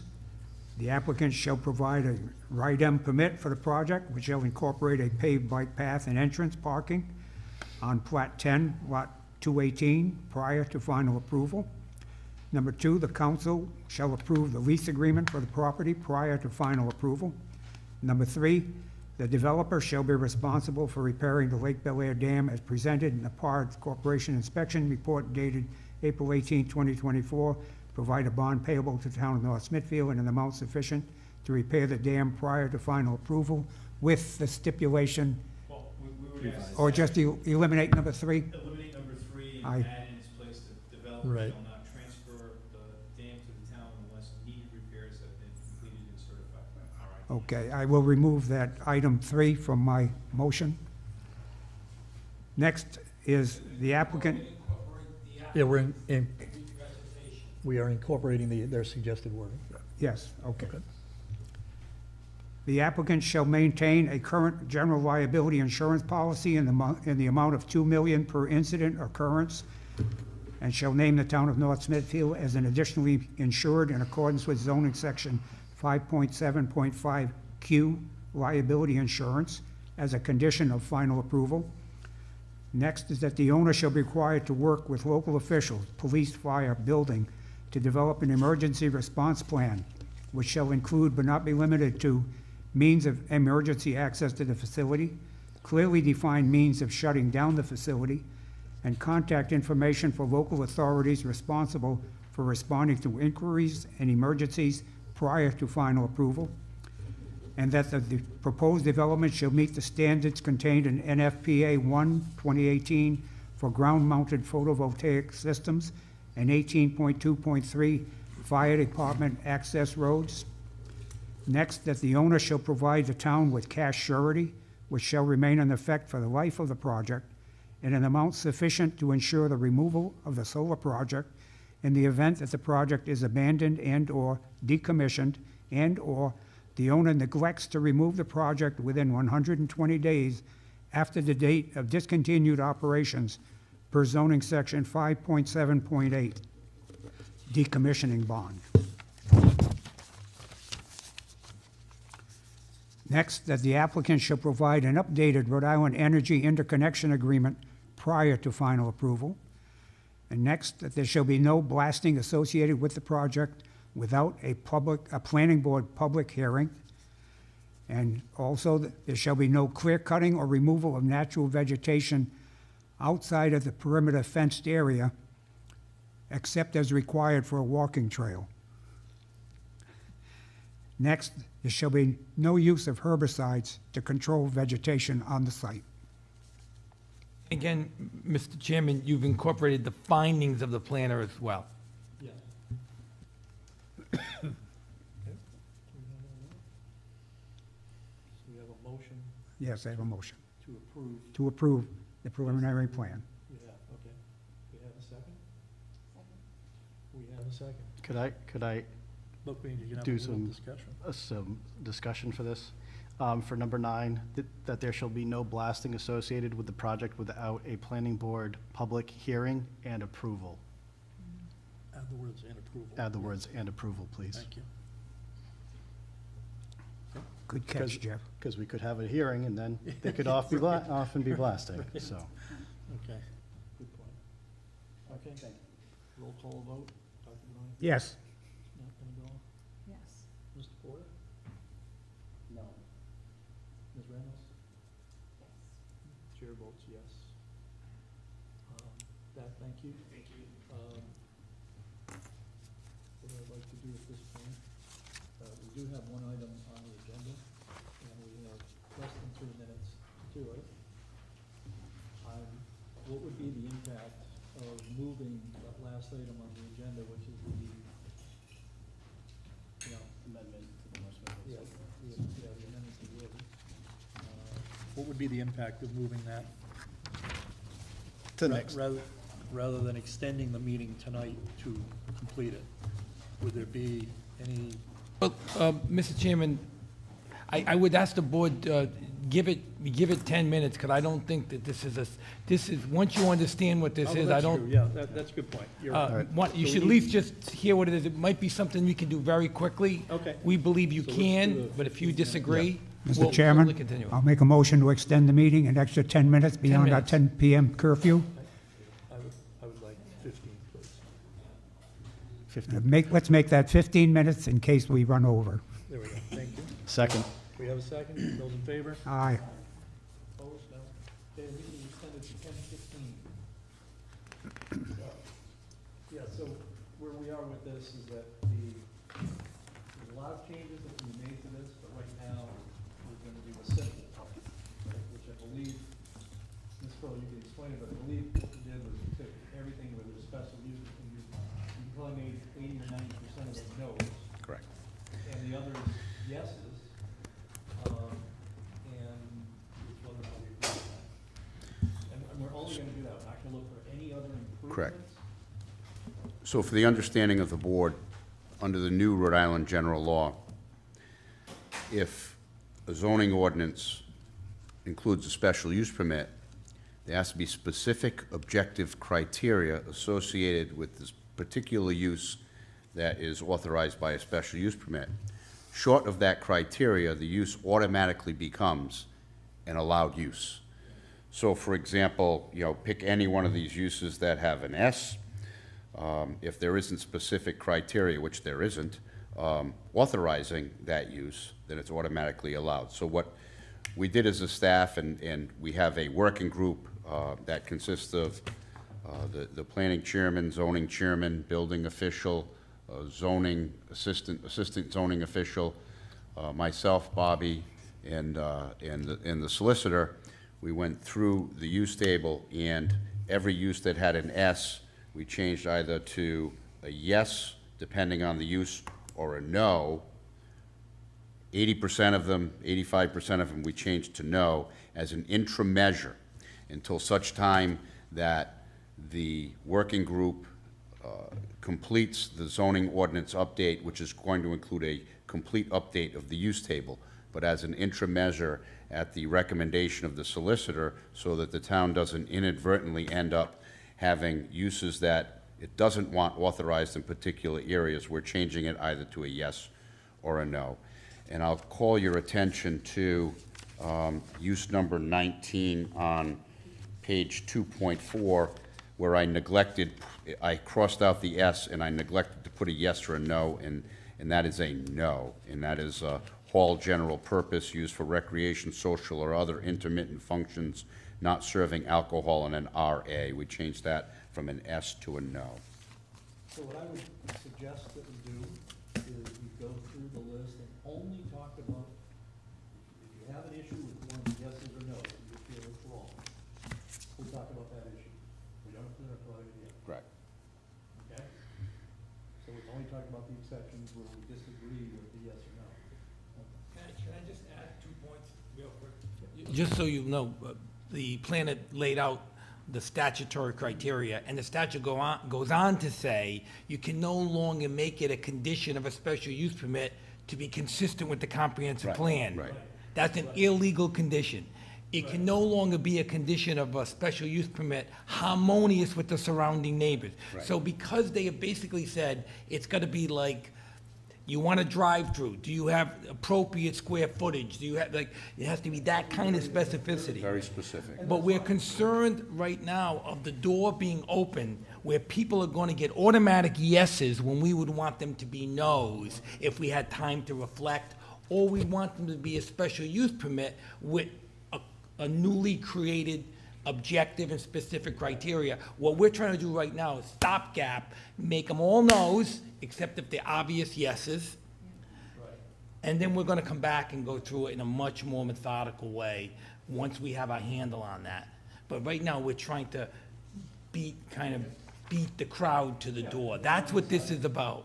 Just want you to know. And this is a function of, if you're not aware of it, the consultant that's been retained by the town to help us redraft all the ordinances to comply, and the subdivision regulations to comply with the new law. During that discussion, this came up, and the approach has been, this is a three-step process, right? There's a bunch of stuff that we have to change in the codes mandatorily, so let's get that done. Then there's a bunch of stuff that have decision points, and this is one of them, but we don't have time to make these decisions right now. We gotta do the step one first. So let's close the door while we're doing what needs to be done, come back to the decision points later. So if you're not familiar with how we got here, that's how we got here. So- Okay, I didn't know if you all knew that. I know No, the yeah. chairman did, Yeah. and the vice chairman may have known, but I didn't know the rest of the board did. So one question that I do have is, as we're making these amendments to not only this zoning chart, but our zoning and our land use and subdivision regs, that's going to be coming back in front of us to make positive recommendations to the town council for adoption, correct? Right. Okay. Right, and that's the point, that's Well, this is- but that's this the is- big well, work. This is your time to make Because- positive recommendation on this stuff. Yep. Right, we do this, but then the big work is when we get into the ones where we say, we still want to have special use because we also have to provide the objective language. That's going to take some time. A drive-through is a But for terrific now- example that David used.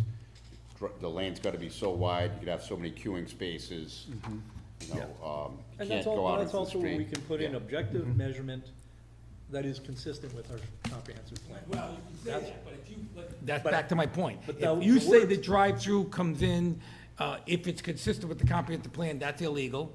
If you say No, it's. no, what I'm saying is it's- that. Oh, all right. Is that when we come up with our objective wording, Yeah. that's your chance to put wording in place which takes into account makes it what's in Okay. what's in the plan, fair but it enough. turns it into concrete measurement. Yes. That's the important thing. That's correct. So, I just. So for wanted to this, give you- and what I also You would understand why recommend. we're trying to rush this? Yep. We're trying to rush this as Yeah, a to close the stopgap door, measure. yeah. Right. You're gonna get this back on your desk, you're gonna have time to Right. reflect, think, and make recommendations in a more thoughtful manner. Mhm. But right now, why not make them all no's?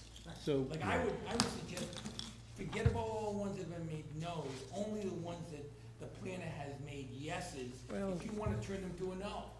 Yeah. That's it, 'cause right now, making them a no only helps us. Right. True, that's true. The more important That's ones, why I said that this doesn't require a lot of thought right now. Right. Unless you disagree with it the is safer, yeses. it is safer to just address the yeses. Right. Yes. That's, so I Did- just, did- and if you feel like that, you need more time, you can't do it now, then fine, we understand Let's- that. But let's get it. Our goal is to get this on the Let's get council to- docket, Yeah. get the council to approve it and make it law, takes 2 passages, that's gonna take a month. Yeah. And Yep. so we don't wanna kill 2 months, that's the So- only reason why we're rushing this. Yeah, Who has I have a notes, change that, of course. that you question or disagree with? I have my red pen, so, you know. I You went don't through have a everything. lot. No, I don't. I was curious about, on page 3, C4, I don't want to see an office construction trailer on open space. There shouldn't be a need for a construction trailer on open space, Is so. that changed to a no? No, it's YT.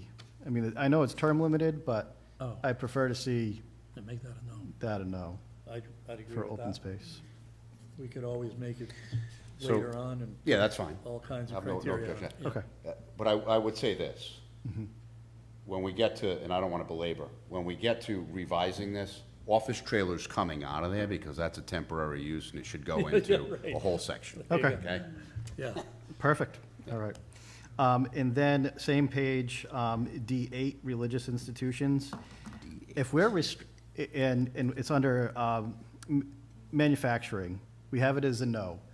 I'm just curious if that's going to be overturned because we're infringing on First Amendment rights.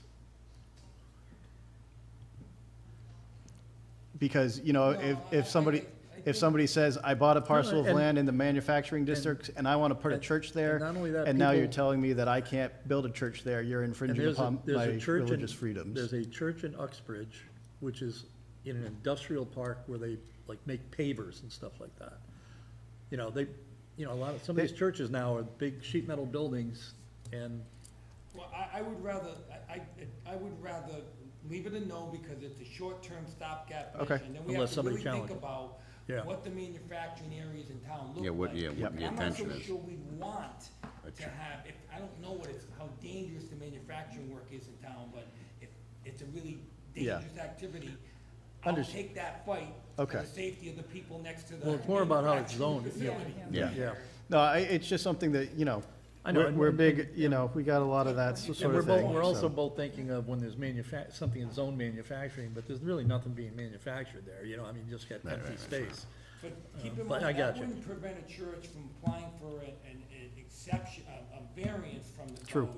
Oh, and that's true. say, They can still go for We're willing variance." to live next to a stone crushing facility, Yeah. just give us the permit. Smelting plant.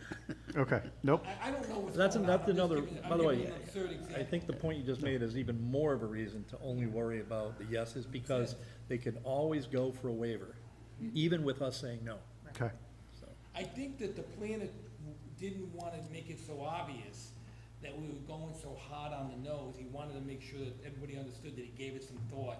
And the ones Oh, that he did. appeared to be more likely to be a yes after thorough review, do it now so we'll be less critical if we end up in court on this during this, what I suggest probably be a 3 to 4 month period. Okay. yeah, Because I would say within 4 months, we're gonna be back right here Right. doing this. Yeah. Okay. In a much more All right. specific detail. I'm So, sorry. forgive my specificity then. I get it. it's all right. And I don't mean to steal anybody's thunder if No, let's other just- people get comments. Let's go through your list. Okay. And then So we'll on- see if anybody has anything left. On page 4, the golf course and the country club, E, 3, and 4, in open space, we have as yeses. Could we turn those to nos? Because I Please. don't think we have I enough agree. space to actually accommodate I- either I- of those. I So don't 3 and consider- 4? 3 I and don't 4, consider okay. golf course open space, you know? Yeah, with all the chemicals and all that. Well, stuff. not only that, it's for a specific use, it's not for, try to go hiking on Alpine Country Club. Right. See what happens. On page 6, under 17 and 18, the cellular communication towers, there's still some S's on there. So Yes, because we there's have them a defined. specific section in the Yeah, code Okay. They that- meet the criteria. that has criteria. Okay. Any S's that are left now It have. has specific- criteria. Okay, perfect. Yeah. That's good.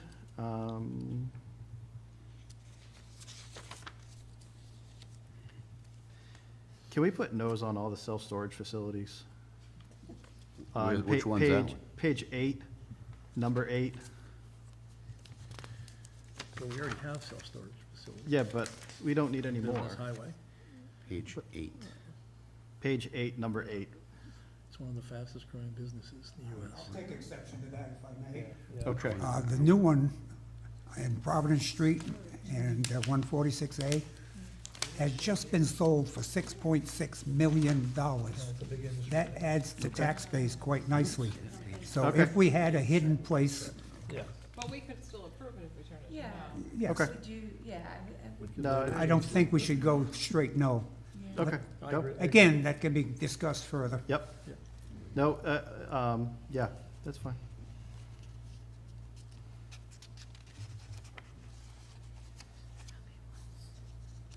Then we have the ground-mounted solar But now we have all photovoltaic kinds of systems. criteria. Yep. Yep. But I will say on the solar, I don't want to belabor this, but the plan has designs on working on that ordinance as well, is my understanding. Oh, yeah. So, Thank you. Yes, thank you. but again, that's all part of, that's step 3, right? Yep. Yeah, that's the big one. That's after we get done what's required, after we get done decision points. Step 3 is, let's look at stuff that nobody's been thinking about Right. for a while, Okay. and that's one of them. That was it on my list. Wow. We're at the 2-minute mark. Anybody else have any exceptions to a yes? I have a whole nother color-coordinated one, so, but we'll talk about that later. That's what I think. I think we're done. All right, I will, This doesn't require a vote or anything, right? I will, Yeah, it does. yeah. It's Oh, Well, it's a recommendation recommendation. council Oh, okay. for I approval. will make a motion that we make a positive recommendation for approval, including our amendments this evening, to the town council. Second. And we have a second? Roll call? Yes. Dr. Yes. Benoit, is that? Yes, Porter? Ms. Ramos? The chair votes yes. I move we adjourn. A second. with a minute to spare. All in favor? Aye. Aye.